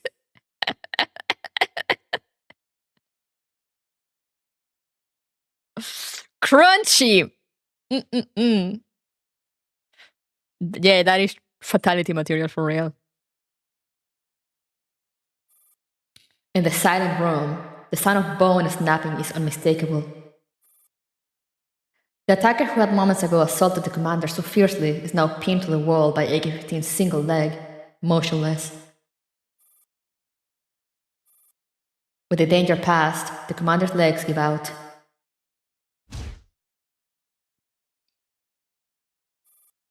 As they collapse, another pair of arms catches them gently.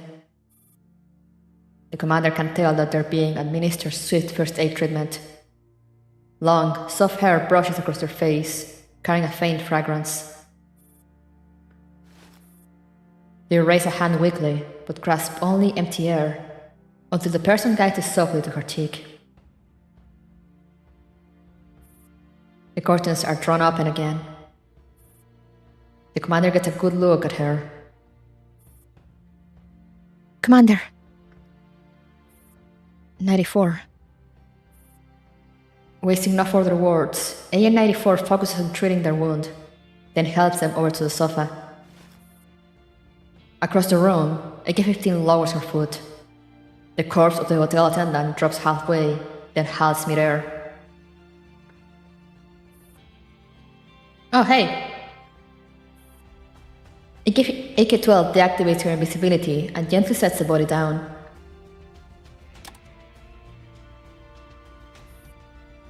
The lights come back on. The commander finally sees the attacker's true face. Cheh. Even AK-12 finds herself momentarily speechless. I've never met her in person, but this doesn't look like the Morido I know. I gather this must be... She's no one. Just Anito. The commander stares wordlessly at that familiar face. Once life fades completely, the features lose coherence, dissolving until they become unrecognizable. Instead of killing me, he wants to see me consumed by rage, frantic and hysterical. The same way he lost his composure in front of me. AK-15 retrieved the communicator from the floor. Your communicator. Thank you. Good thing you were here. You ended it in an instant. It could have been even faster. What do you mean by that?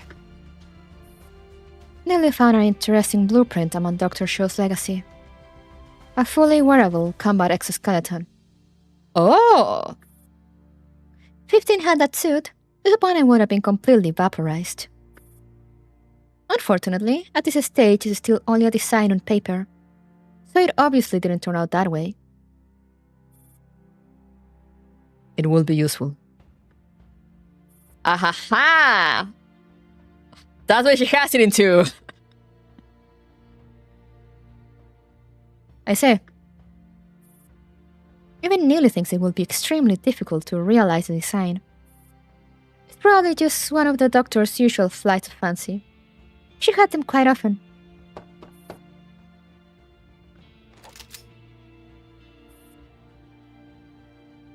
Commander, was there a disturbance in your suit? No, I just popped open a bottle of red wine. Yeah. Oh, that noise was for that. Understood. If you require assistance, please let us know. Sure. Only after silence settles aside does AK-15 lower her weapon from the door. How is it?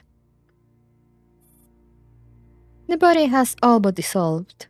No clue what lab results will say about the residual tissue. But it likely won't serve as evidence against anyone. As you said, this was premeditated. Are you really alright? A94 sounds concerned, but the commander simply shrugs. Macklin is dead. I buried her myself. But her spirit lives on in my memory and will not be replaced by any imitation. If William thinks this will shake me, then he underestimates me. Was it really necessary to provoke him to this extent? As I said, we confirmed it was definitely him earlier. We could have struck directly. No. The commander shakes her head. Killing William may satisfy our desire for revenge, but it achieves nothing more. Nearly killed Capita, yet William still inherited her research.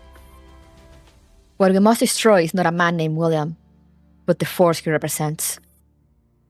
That force stands under the protection of the heir, so we must first uncover it.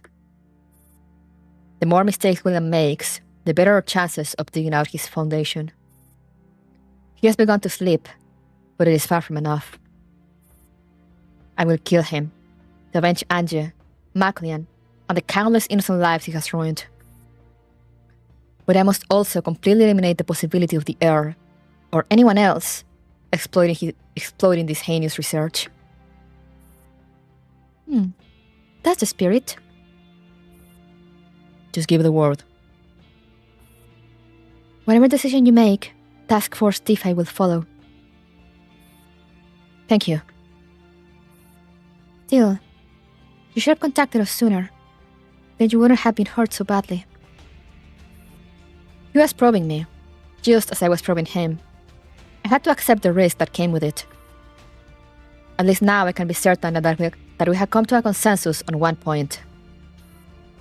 We both want the other dead. And to achieve that, neither of us wants the heir to interfere. From here on, unless absolutely necessary, our actions cannot violate that principle. Otherwise, we lose all opportunities. That is why I came here, and why I needed external assistance. Speaking of which, Beluga's last attempt failed. So she has decided to try your method. What are your thoughts? Personally, I think she's a ticking time bomb. It's fine. That was accounted for. Just pass on my request. I knew you had another card up your sleeve, Commander. The commander lowers their head and falls silent for a moment. Then they shake their head with a wan smile.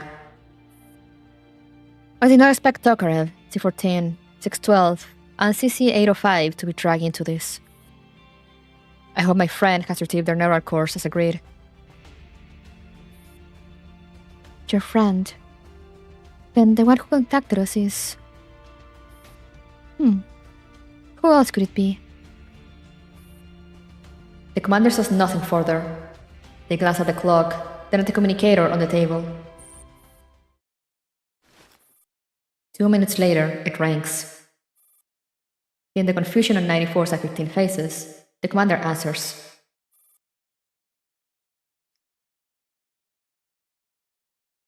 How could you ever doubt my efficiency, Commander?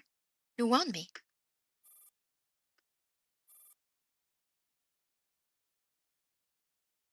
Of course I retrieved the neural course. Yeesh, I can't believe that old man let them in. If he had detained them at the door, there would have been no need for this extra trouble. Once those autonomous tools activate, there's no stopping them.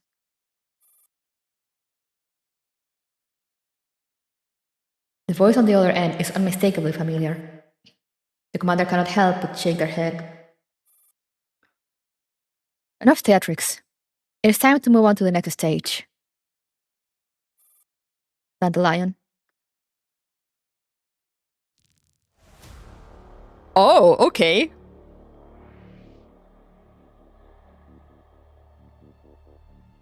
Yes, it was mission critical to make Billy mild, it's true. Never change, Standard.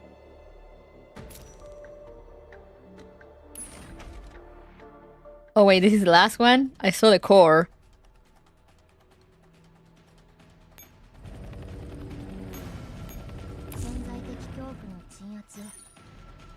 Kalina reaches the evac point.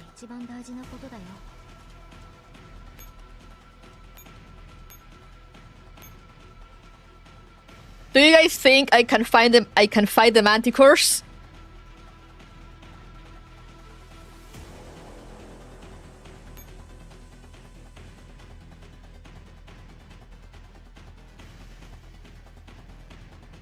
Do you guys think the Scar Sisters can take care of this?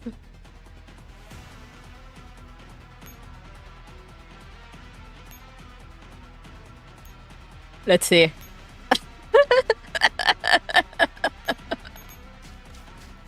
If they do it, I'm gonna laugh so badly.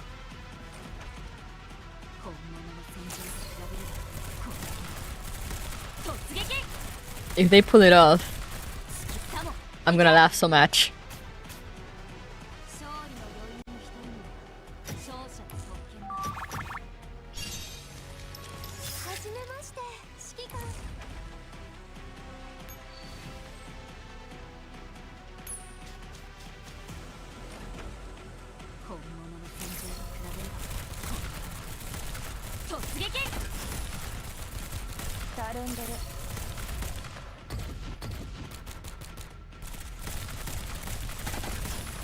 Oh my god.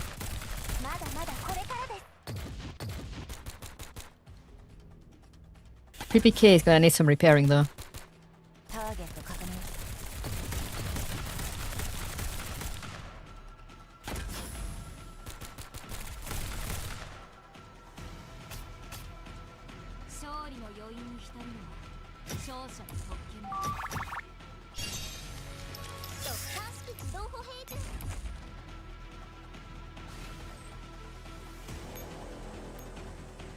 Okay, now get back here. Get some repairs in you.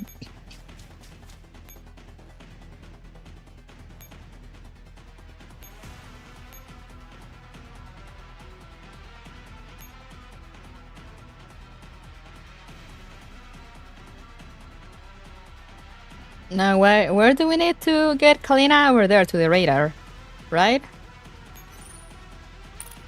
There's 2 radars.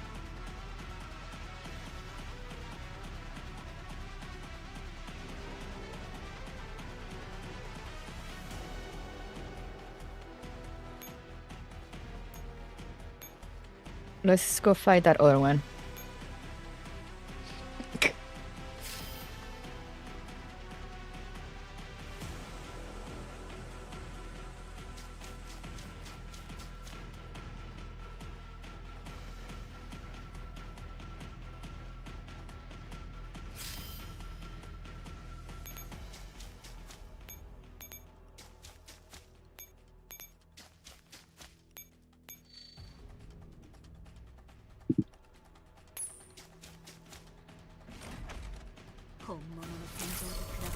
I could probably kite a little though, so...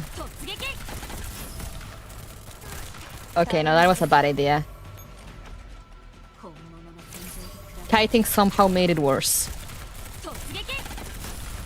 Let's just let them be.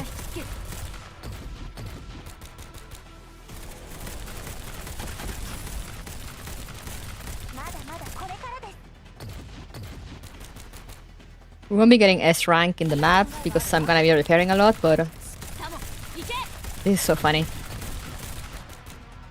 Look at them just getting rid of tanks like it's nothing, like it's no one's business.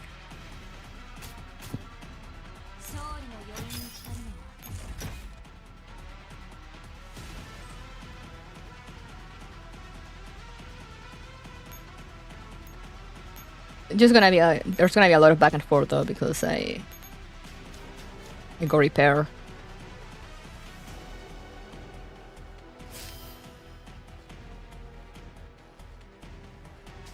Yeah, no, S rank doesn't matter. But it's just funny when it happens, you know.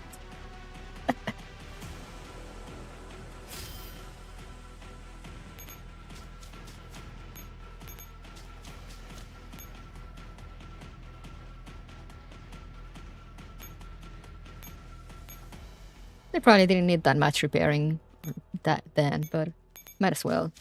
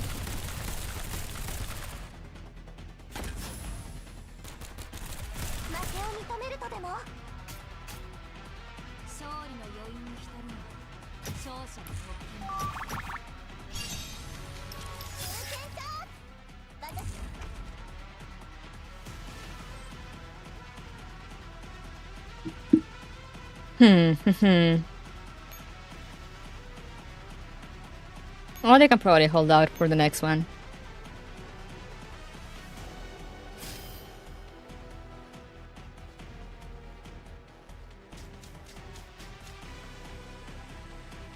Manticores, more like mantigons.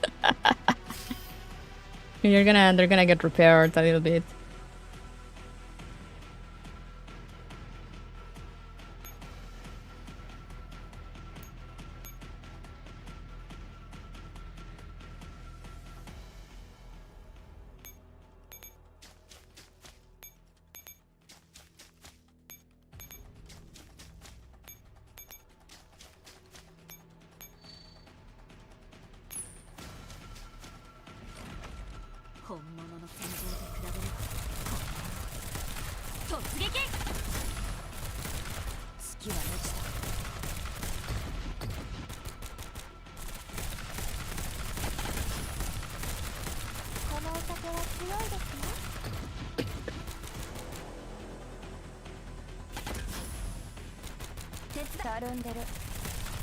Congratulations, I'm missing a total of 4 weeks, 1 day, 4 hours, 29 minutes, and 17 seconds of confirming 1, 2 holes and reverse streams on your birthday.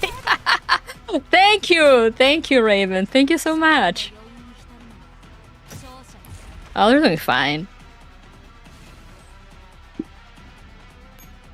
Are they doing fine enough to fight another one? PPK might not live for another round. Let's go.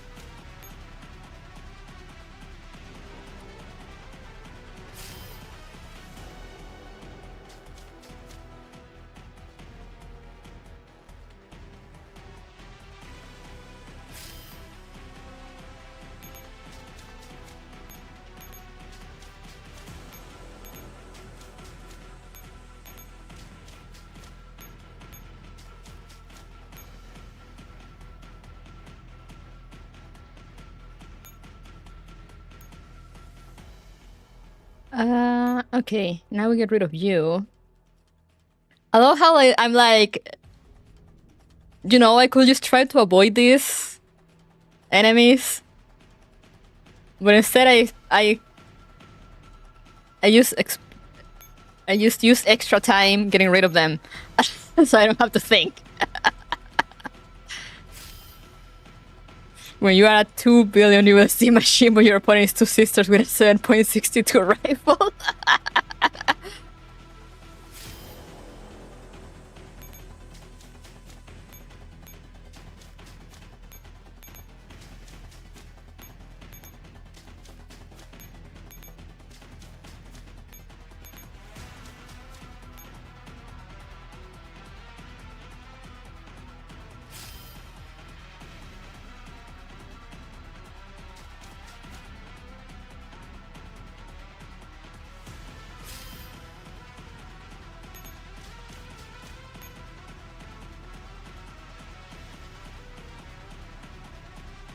Of course you move out of the way as I go get you. And I didn't realize because I wasn't looking. I'm just so unconcerned by these battles.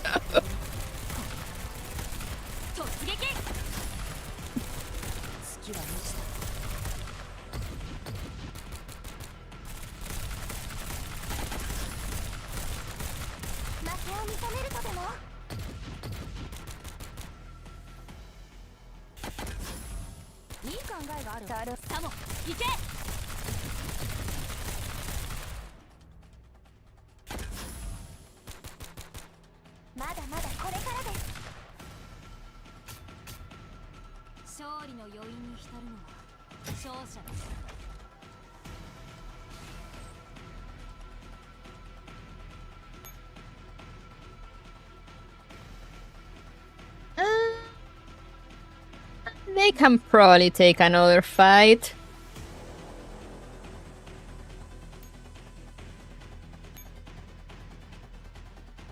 Will I have enough to escape though? Yeah, I should have. Mission evade and reach point. Who delete it is? Yeah.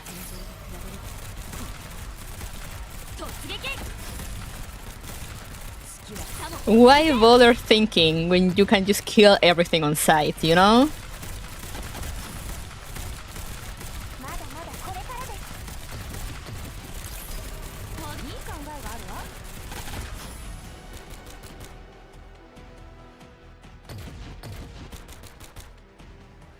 Okay, we wanna withdraw you, PPK.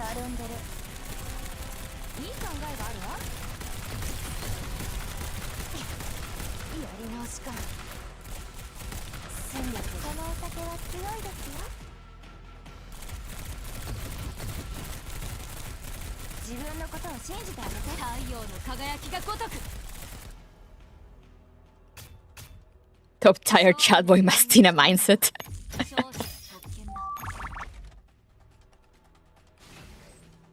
Alright, and now get back here.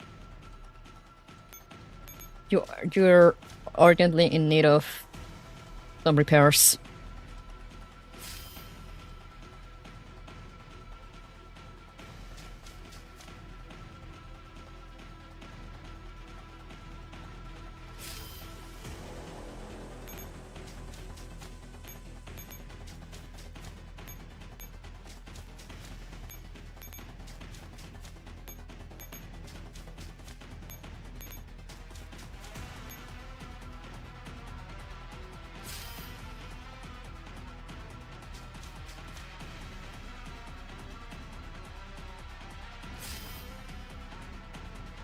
Cool, how you using Goliath? Nah.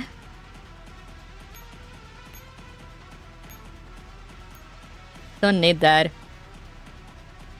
Now we just clear the way for Kalina to get there.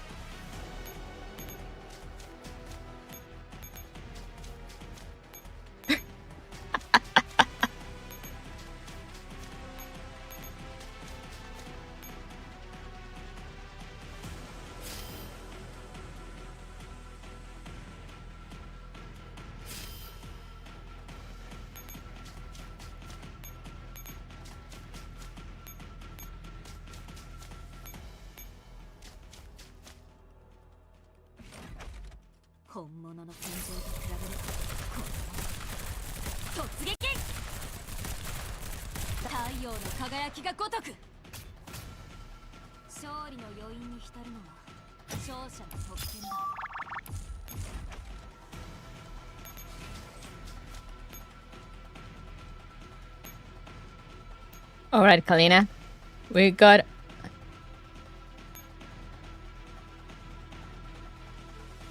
a nice way for you to go. Clean route. Wait.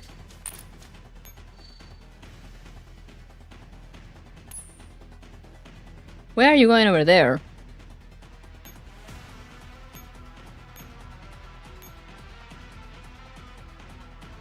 Oh wait, you got a Goliath. Use it.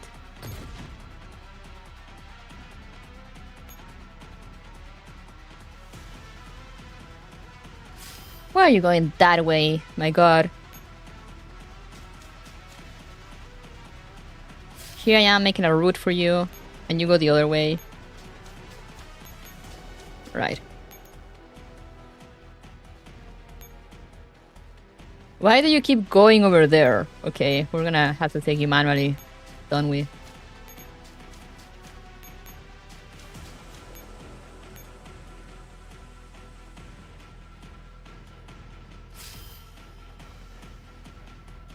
I guess it technically is the shorter route. It has less nodes. That's probably why.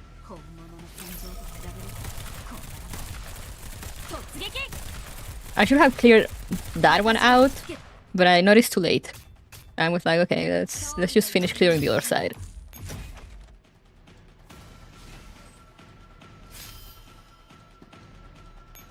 Okay, now you should.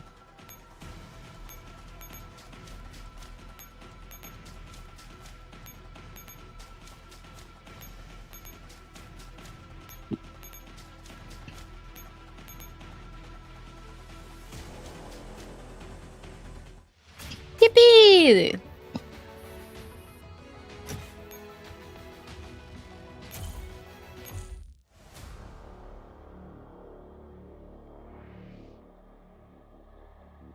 And now almost to the end.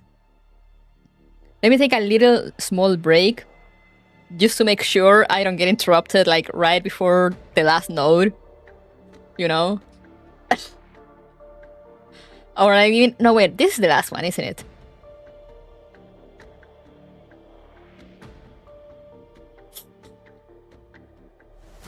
Alright, yeah, let's still take a little break. I had a glass of water, so you know what that means. I won't be long, I swear. I need to come back and finish this. It's pretty short. Can I endure?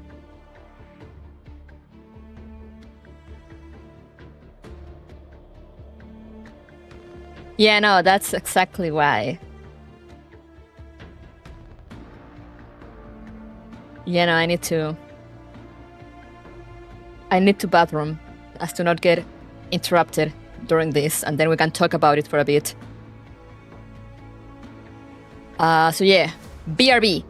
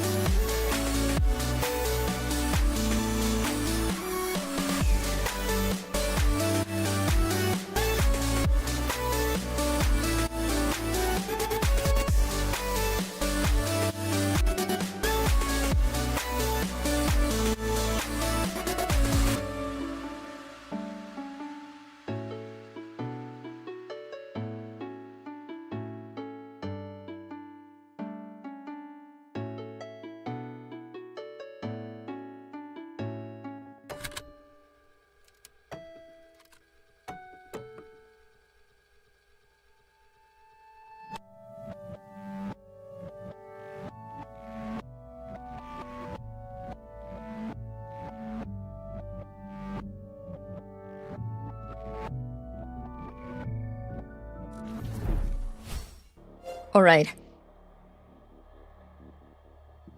Alright. Ah. Alright. The music stopped looping? That's weird. Sorry about that, I guess. But I am back and ready to finish this. No, I'm not ready, but we're gonna see how this ends. Now, without interruptions. And then maybe talk a little bit about it. Let's go. Player. Okay. No! Don't do this to me. Don't kill the moment like that. God damn it. これは運命の出会いですよ。指揮官、お待ちしておりました。早速今日の行動を開始してください。指揮官、お待ちしておりました。 They haven't given any 今日の行動を開始してください。 like IDs or icons in this event. Now for real.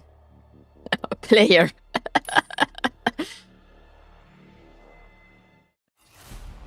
Oh wait, I need to have this up here, okay.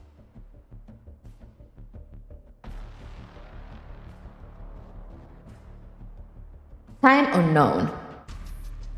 Somewhere in a basement. A ventilation fan turns slowly on the wall, giving off a low mechanical hum. The workbench in the room is covered with confiscated weapons, some still speckled with dried blood. The rounds are removed and redistributed, eventually consolidated into 5 fully loaded magazines. They are slipped into the tactical shoulder bag at a young woman's waist. The temperature in the basement is not particularly high, yet after fleeing from the URNC pursuers alongside Squad 404, she can still feel the lingering heat clinging to her skin. The basement door opens.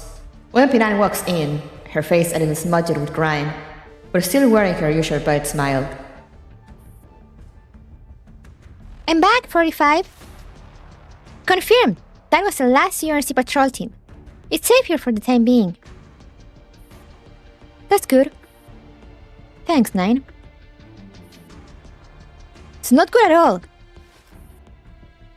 Kalina turns around, brows tightly furrowed as she looks at the ever-smiling sisters. Colin?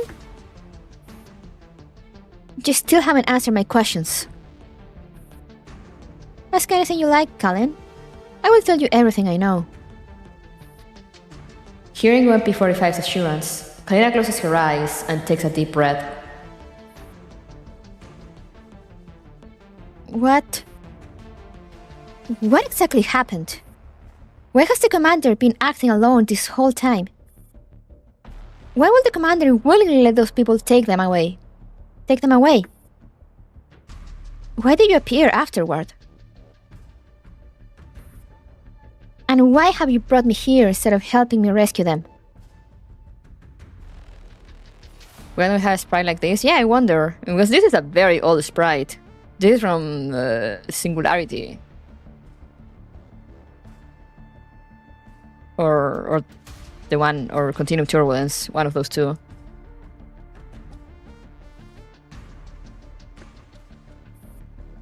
Wow. After Kalina unleashes her barrage of questions, MP9 looks toward MP45. MP45 narrows her eyes slightly. Yeah, come to think of it, we might have forgotten to explain what's going on. This fucker. Hey! Chill, just kidding. Despite what she just said, MP45's smile fades a little. Please rest assured, Miss Kalina. You have been by the commander's side longer than anyone. You know better than most that the commander never accepts defeat. Even when the scales of victory tip toward the enemy and they find themselves cornered, they will seize any possible hope to turn the tide. We are one of those hopes.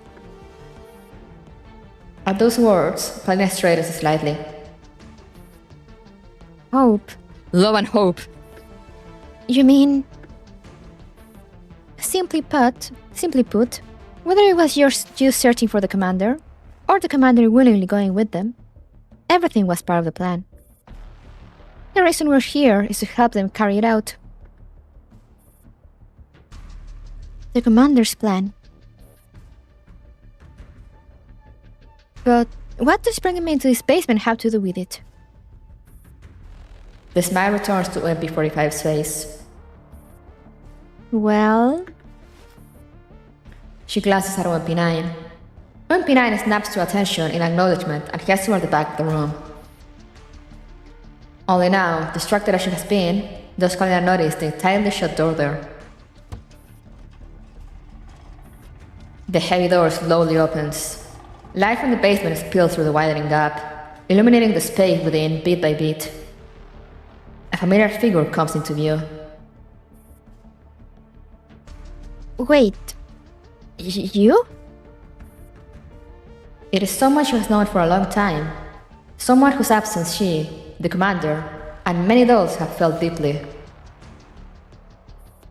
Yeah!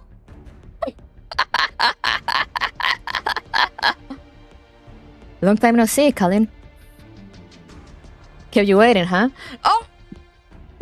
She certainly kept you waiting, huh? Absolute cinema.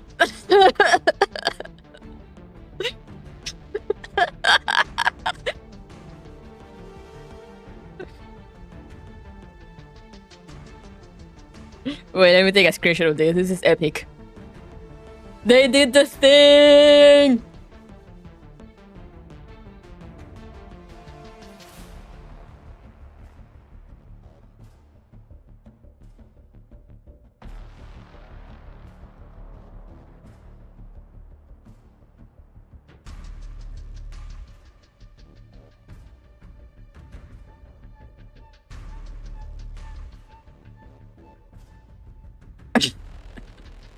Jimbo does it again.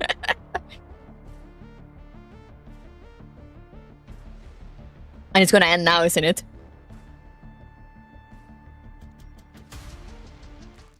I knew it!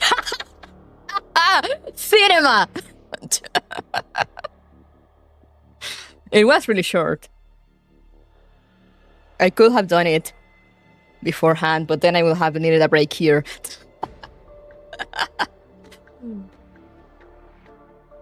Cinema, I can't believe it.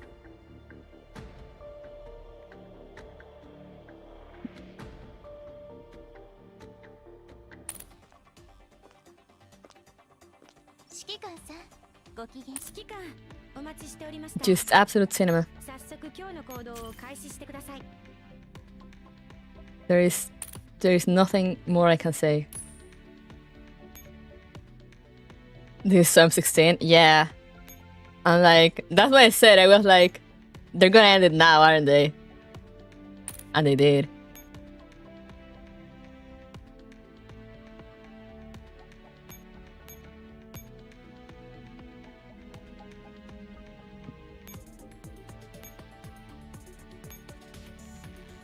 Can't believe they did that. The absolute madman.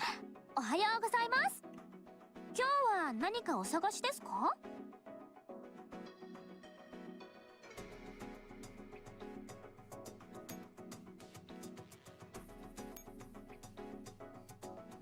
Damn, I need to farm. I've been forgetting. I guess I'll farm later. I'm playing on Steam. It runs much better. Which remind me, I was doing this. Is Sana still around? Yeah. Let's see. Let's see how that goes. While I recover from that ending.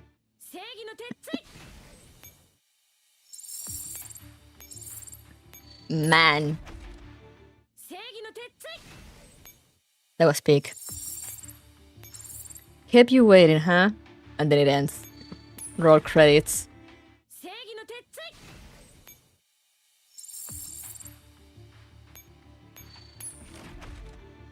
Peak!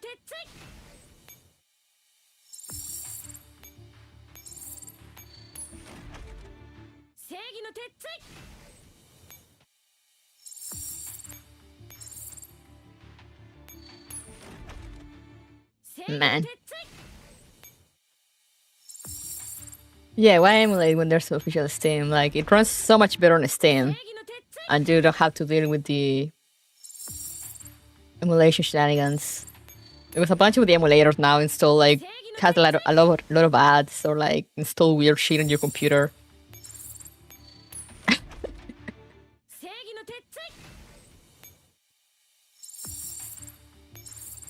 I need more. Which is the next event? How is the next event called?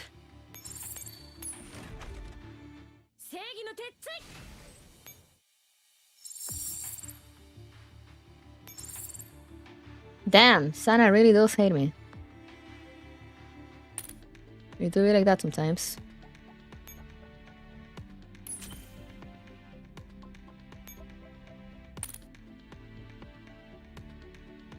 There was a game-breaking bug back then, something with the HP of all characters. Oh, that happens! Regardless of whatever you play. This is Mika. I was... Oh, hey.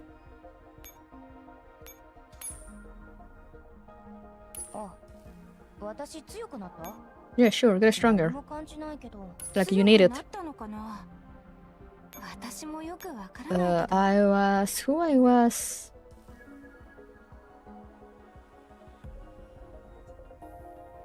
Oh, had I already? Max?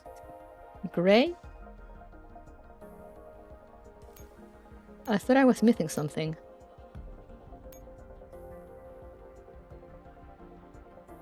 I thought I was still missing a rank for Gray. It is. Petri dish is the thing. I always forget what it is.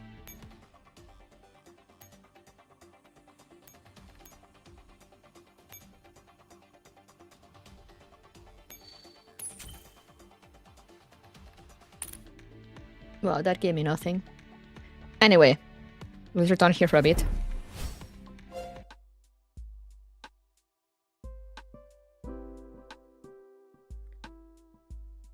It comes the sensor now?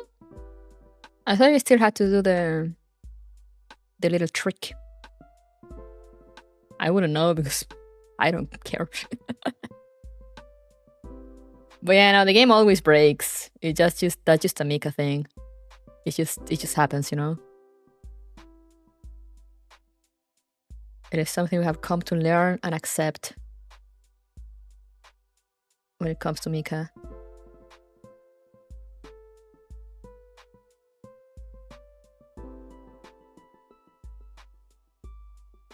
Pasta code. Yep.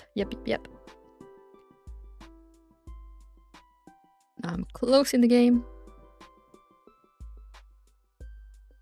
Yeah, fast stream.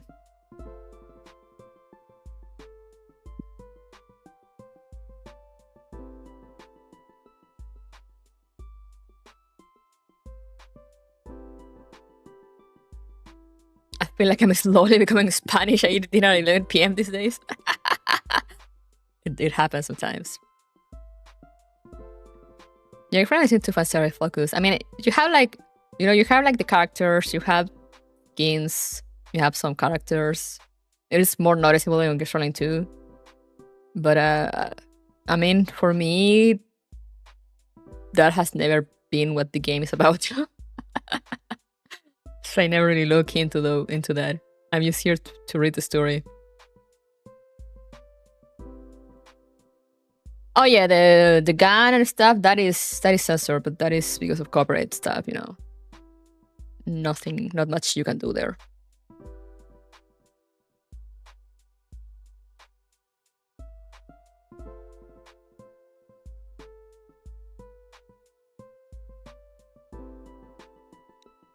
But yeah, man, what a birthday! I will finish Virtual Pair.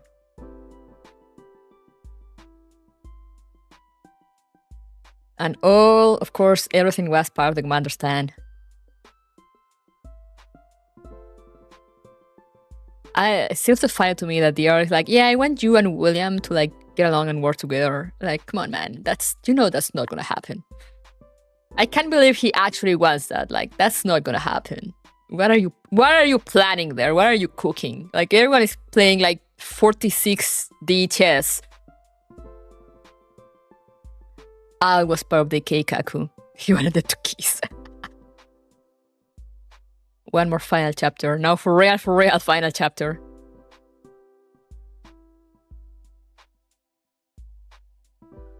Maybe did the Uma thing of asking for permission.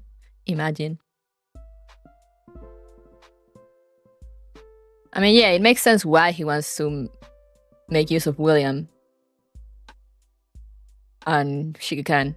It's funny to me that he's like, yeah, I want you guys to get along. Like, come on, man. Come on. Final chapter. Now for real. 100% real, no fake.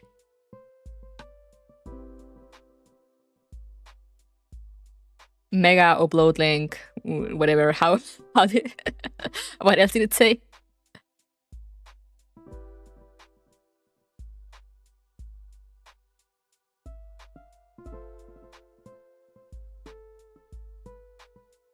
Final dot rar. Final project. For real.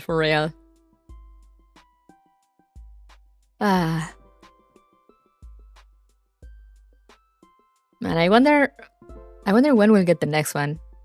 I don't think I'll do it next month. Because I mean, they usually try to leave like a month in between stuff, even if the events are short.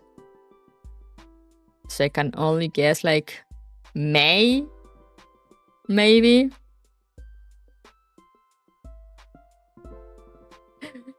Why is the GFL ending V2 final rev cleanup.zip?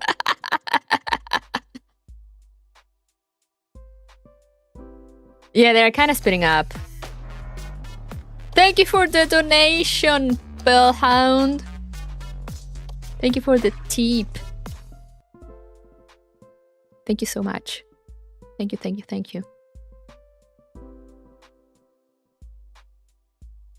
I think he has the final update like this on his PC. Yeah, probably.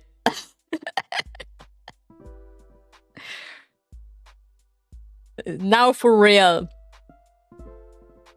Man, that was good. That was a good event. But yeah, now I'm gonna get ready. Ready for what? Ready for nothing. Just ready to maybe receive calls. No one has called me yet, luckily. They might call me later at night. Like I was born like really late at night, so sometimes they have the like I know one of my aunts like to call me like very late at night because it's like this is the time you were born actually. I'm like, okay, sure, makes sense. Yeah, birthday wishes. It is my birthday today.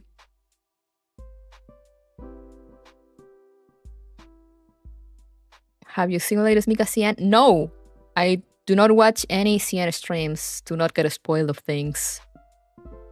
And it is not allowed to mention anything CN related in here.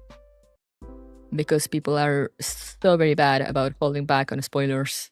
Or like, just understanding what is a spoiler. They put it on their calendar exactly the time. Yeah. Yeah, the mods will shoot you on sight if you drop something. They have permission to shoot on sight.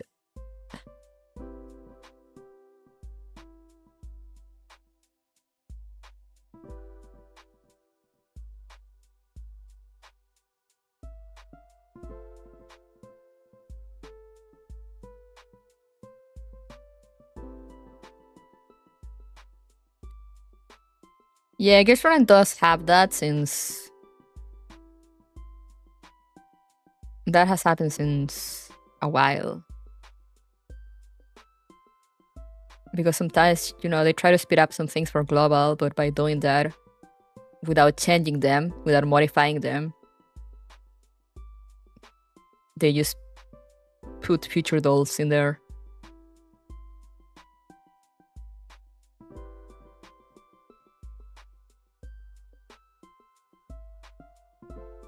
I guess I'm just used to it because it has always been like that.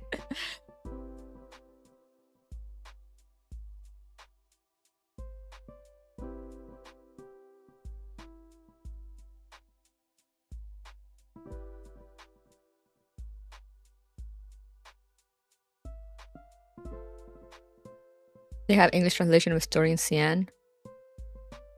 I mean, they're probably trying to getting into the rhythm because they wanna sync up. At least for Frontline 2, they wanna sync up the servers. So I guess they're getting into the rhythm of translating everything beforehand. That's why I'm going to bed. All right, Raven. Thank you for dropping. Thank you for being here. Have a good night.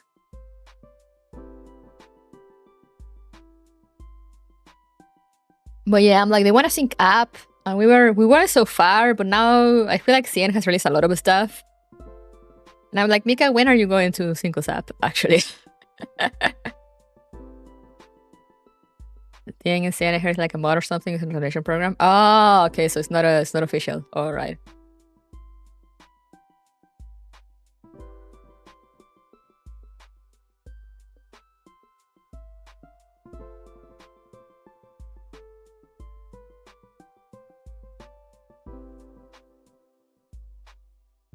Oh, wait, right. That is... I guess that's how Ferrari was playing the event log that one time. And like reading it. Now that I remember. I just remember.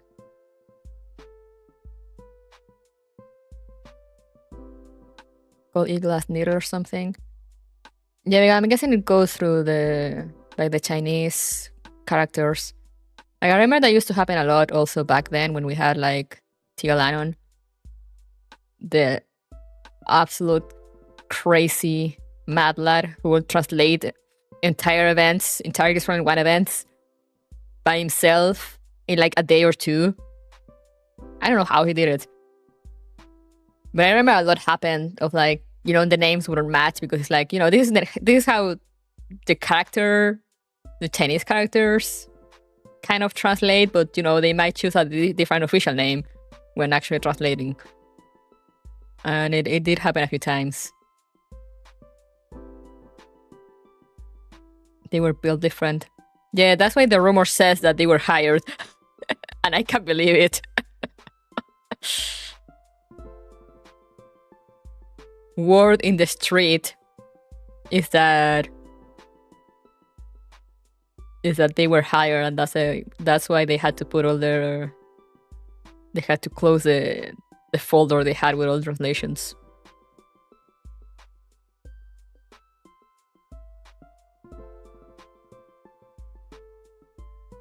But man, that was big. And tomorrow we continue Corpusant, which is also gonna be big, I'm sure. Man, so excited, so excited.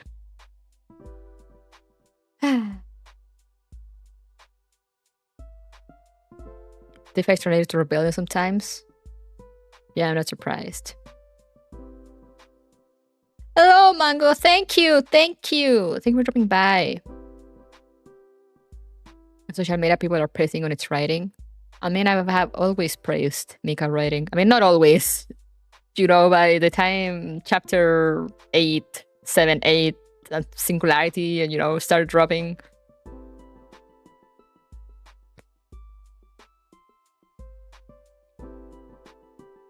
Yeah, part of side notes are actually story notes, and I was told that, and I was also told that to read them after the main story. So if there's time, we're gonna do that on a stream. If not, I don't know. Hopefully there will be time. But I still gotta read the entirety of part 2, so we'll see. Yeah, because Frontline 2 was slow. I mean, it's just that there's two things for me. You know, when I talk about writing, I talk about their writing in general. You know, the way they write the events, the characters, the things that happen, descriptions, etc., etc. With that, I've never had much issue. But with the pacing in Frontline 2, they kind of fell down heavily since You know, I know like it's because, you know, they had all these issues with the writing teams and stuff, and they had to like work overtime to start to try to fix things. And I guess he also tried, there were some events that clearly mostly appealed to nostalgia more than to the plot, to, I guess, try to keep players interested. But the plot didn't really advance for like a whole year.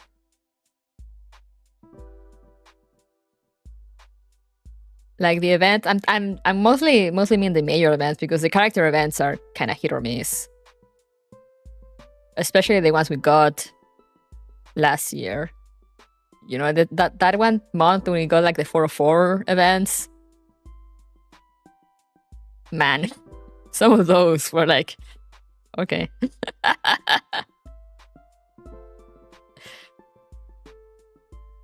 But when it comes to major events, you know, like the Springfield event,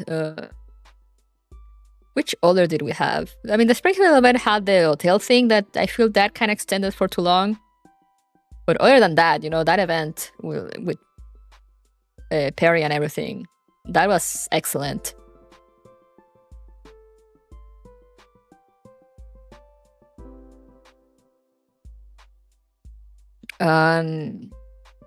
We had another one also. I guess Deep Oblivion sort of counts, because I mean Deep Oblivion kind of starts getting back into the plot, but also it's like before, like events from before where we left off. So it's like overall also it doesn't really advance the plot too much. It reveals a few more things, but it doesn't really progress. But you know, I loved it. It was great. But it wasn't until Corpusant that the plot is actually progressing.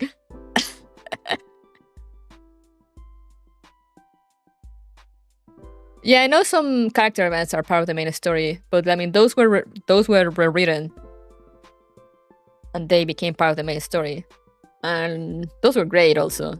Diane and Centauresi. Yeah, Deep Oblivion was kind of like a B-side. The 10-year trip to live. Oh yeah. Maqueda's event was good,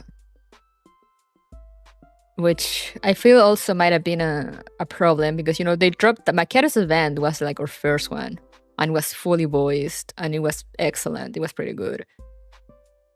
And then the character events kind of were hit or miss from there, and they were no longer voiced. Now at least they're voicing the ones that are like main story relevant.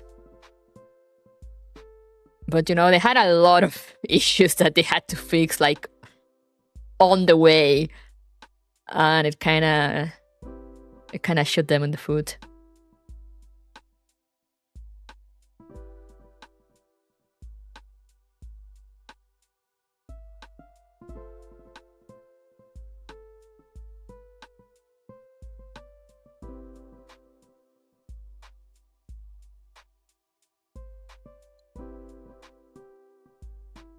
But I imagine that from Corpusant on,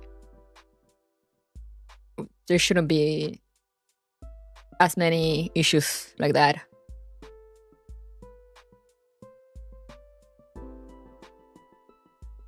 In fact, I think like from Deep Oblivion onwards, there hadn't been more issues like that.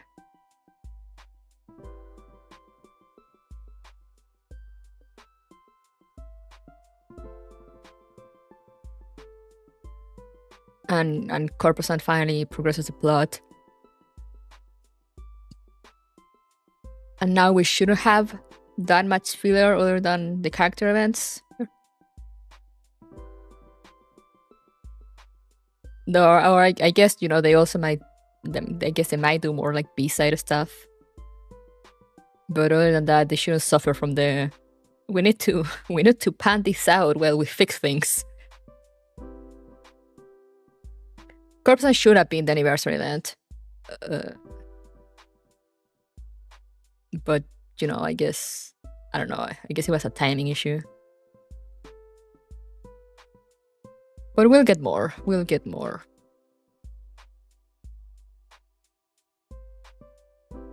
Yeah, the Pavilion exactly was good, but like Just Looks Twice says, it was more of a B-side that served also as a build-up for more things that are being shown now. But Corposant is really like climax part of a story, so that would have been hit better as a anniversary event. Which was the Pavilion again? The one with 45 and Raw and Colin, in which 45 forgets 40 by the end, which still has not been addressed. But I know we will get there.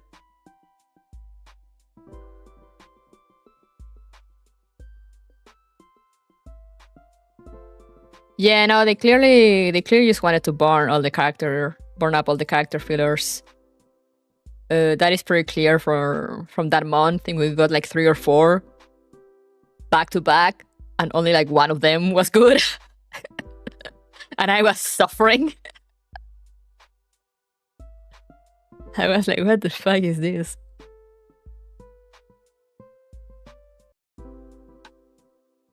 Horrible.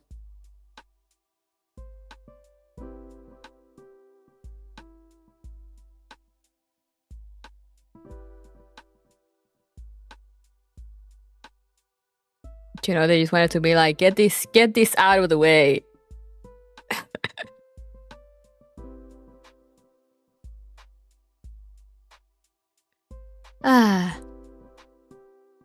But anyway. Shouldn't anime pad with 300 episodes. But yeah, now it shouldn't happen so much. Now that they already got the rhythm back, so we should be good. We all know you love Belka's event. Oh yeah, my favorite event.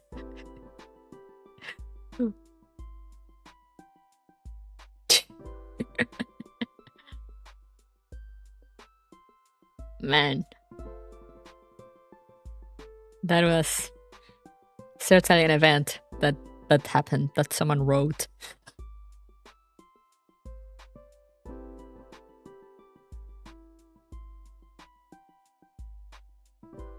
But yeah, now we're finally back to peak. The Andorra's backstory was very good.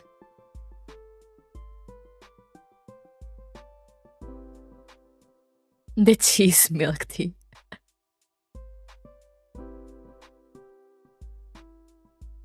Yeah, I wouldn't be surprised if Belka's event turned people away from Belka. That was... I mean, I know some people still like her, you know, but for me it was just annoying.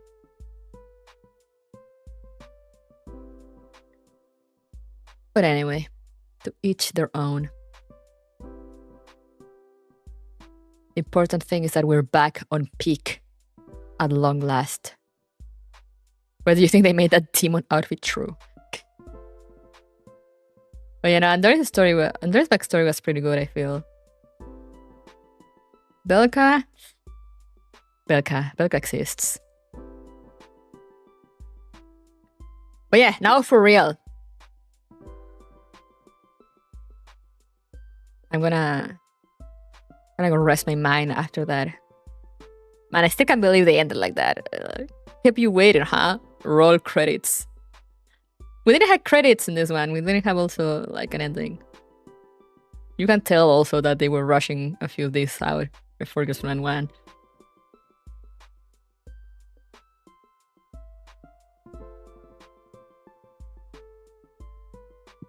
This girlfriend story was gonna be a long read, so gotta pace yourself. I mean, as I said, I'm used to it. I've been reading since Mirror Stage, so...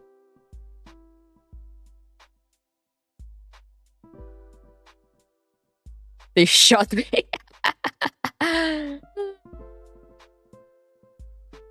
Not even a banger at the end, yeah.